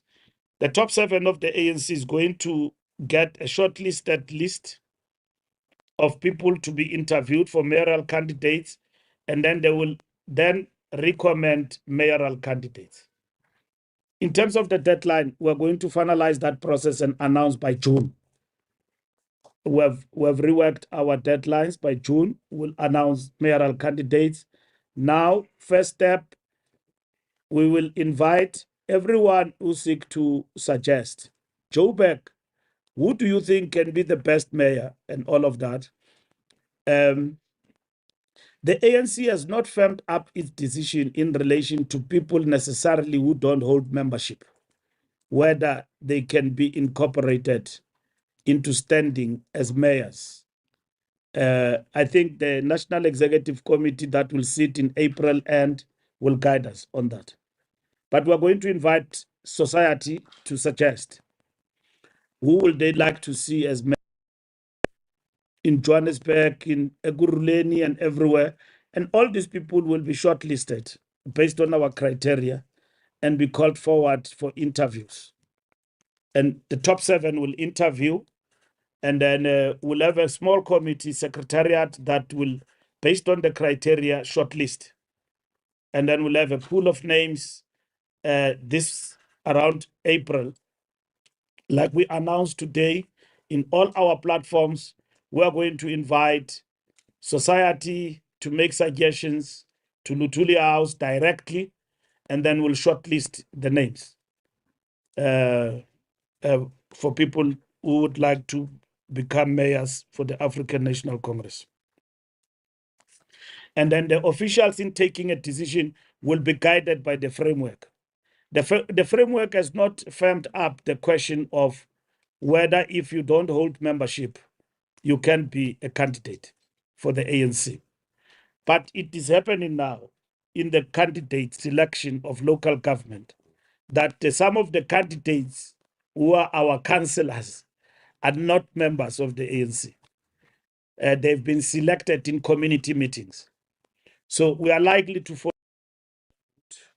as long as we've got people with all the capabilities we have mentioned to be able to steer the ship in running local government in the country. So we are responsible for metros and secondary cities. Sunday World, the Eastern Cape Conference was stopped by court, and we're observing the court decision. So the conference was ready to start. But once we're interdicted, we had to follow the rule of law. The ANC is not above the law, and that is why once the decision was taken by the courts, we put the conference in abeyance, because the litigants managed to persuade the courts for an interim interdict, and the order of the court have directed to do, and we're addressing what the court have asked us to do, and we're hopeful that the court will equally respond within the prescripts of the law expeditiously on those issues, and our lawyers and ourselves, we are responding to those matters. The court have not thrown everything out of the window. It has said, go and address the following. Among others, comply with your constitution and your guidelines. And that's what we're doing. So we're in the process of doing that. And others have chosen to bring things like contempt of court. We're responding to that. South Africa is a democratic country, and we've got to respect the rule of law. I've seen people who said that we don't respect the law, we don't understand the law, and all of that. I then imagined, where do these people? Because if we disrespected the law and were in contempt of the law, we would have convened a conference. Of course, when you are confronted with a judgment, first you look at it, you note it, you take legal advice, and then you give the lawyers the mandate. And then on the basis of that, you proceed. So whatever the options that were before us were interrogated fully, and eventually we followed the law that it's an interim order, and then we need to respond to that. And that's what we're doing as the African National Congress. And so the conference would have been interdicted in session. It was interdicted even before it started. So we as the ANC from our side, we fully complied, and we are prepared to prove to the court that we fully complied with the processes of the organization. Provincial task team. We will cross that bridge when we get there. But there is no such an option of a provincial task team. Of course, if the term of office of a particular structure have come to an end, you then create a task team. Eastern Cape is still within its term. Its term of office ends in May. So that is why a conference was taking place anyway, because their term of office have come to an end. So our structures have worked very hard to get this conference taking place. So we are observing the processes of the law, and we are responding to that. Of course, there's been issues with regard to reshuffle of Gauteng Executive Council. Gauteng did come to brief us about the difficulties they are in the budget, and they were given a specific mandate. And this Monday, we will reflect on that mandate and what has happened to it, and whether or not it was followed to the latter. At the present moment, I wish to pause there about it. And but we're very happy that the budget was passed, because the budget is not something that belongs to the party. It belongs to the citizens. So political parties, whether they are in governance or not, or they are in the executive, they've got the responsibility to negotiate the budget, not for positions, but for budget to serve their constituencies and all of that, to be reflective of their interest. But people, when they negotiate budget, they negotiate exchange of positions. Put me in. Not that this budget must serve our people for this particular purpose and all of that. But nonetheless, we are very happy that the budget was passed. This Monday, we'll give a report to the officials with regard to the outcome of that mandate that was given to the comrades in Gauteng. I wish to add again and reprimand structures of the ANC. Publicly so. Dissatisfaction and dissent is not expressed in the manner in which it's done. If you have a dissatisfaction about Gauteng and Panyaza in terms of the changes they've done, you wait to be briefed. That's how organizations work. And then on the basis of that, we then take steps. We can't create a protest movement within. And it's for the last time we do that. We reprimand public. Next time, we're going to take steps of discipline. It's for the last time. ANC members have got access to the organization that have been taken in Gauteng that affect maybe the image of the ANC publicly in their own perspective, these comrades. They must raise those issues with the SG directly. And some did, I must say. The veterans did raise their concerns with the SG, but the rest, they must understand that the ANC akukwavula's bhuqa, akukwazenzele apha. This organization is run properly. If you've got concerns and you've got dissent, raise them with the SG and make your case so that we can attend to it. The veterans have done that, and we will respond to the veterans properly post-Monday reflection by the officials on this matter. And I want to agree with you because the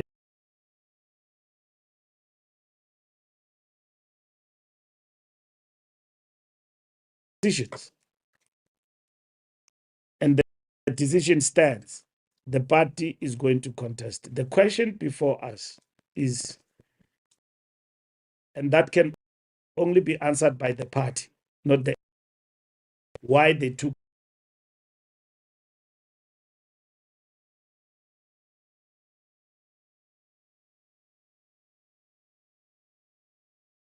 decisions. Decision stands. The party is going to contest. The question before us is, and that can make their own decisions. And the decision stands. The party is going to contest. The question before us is,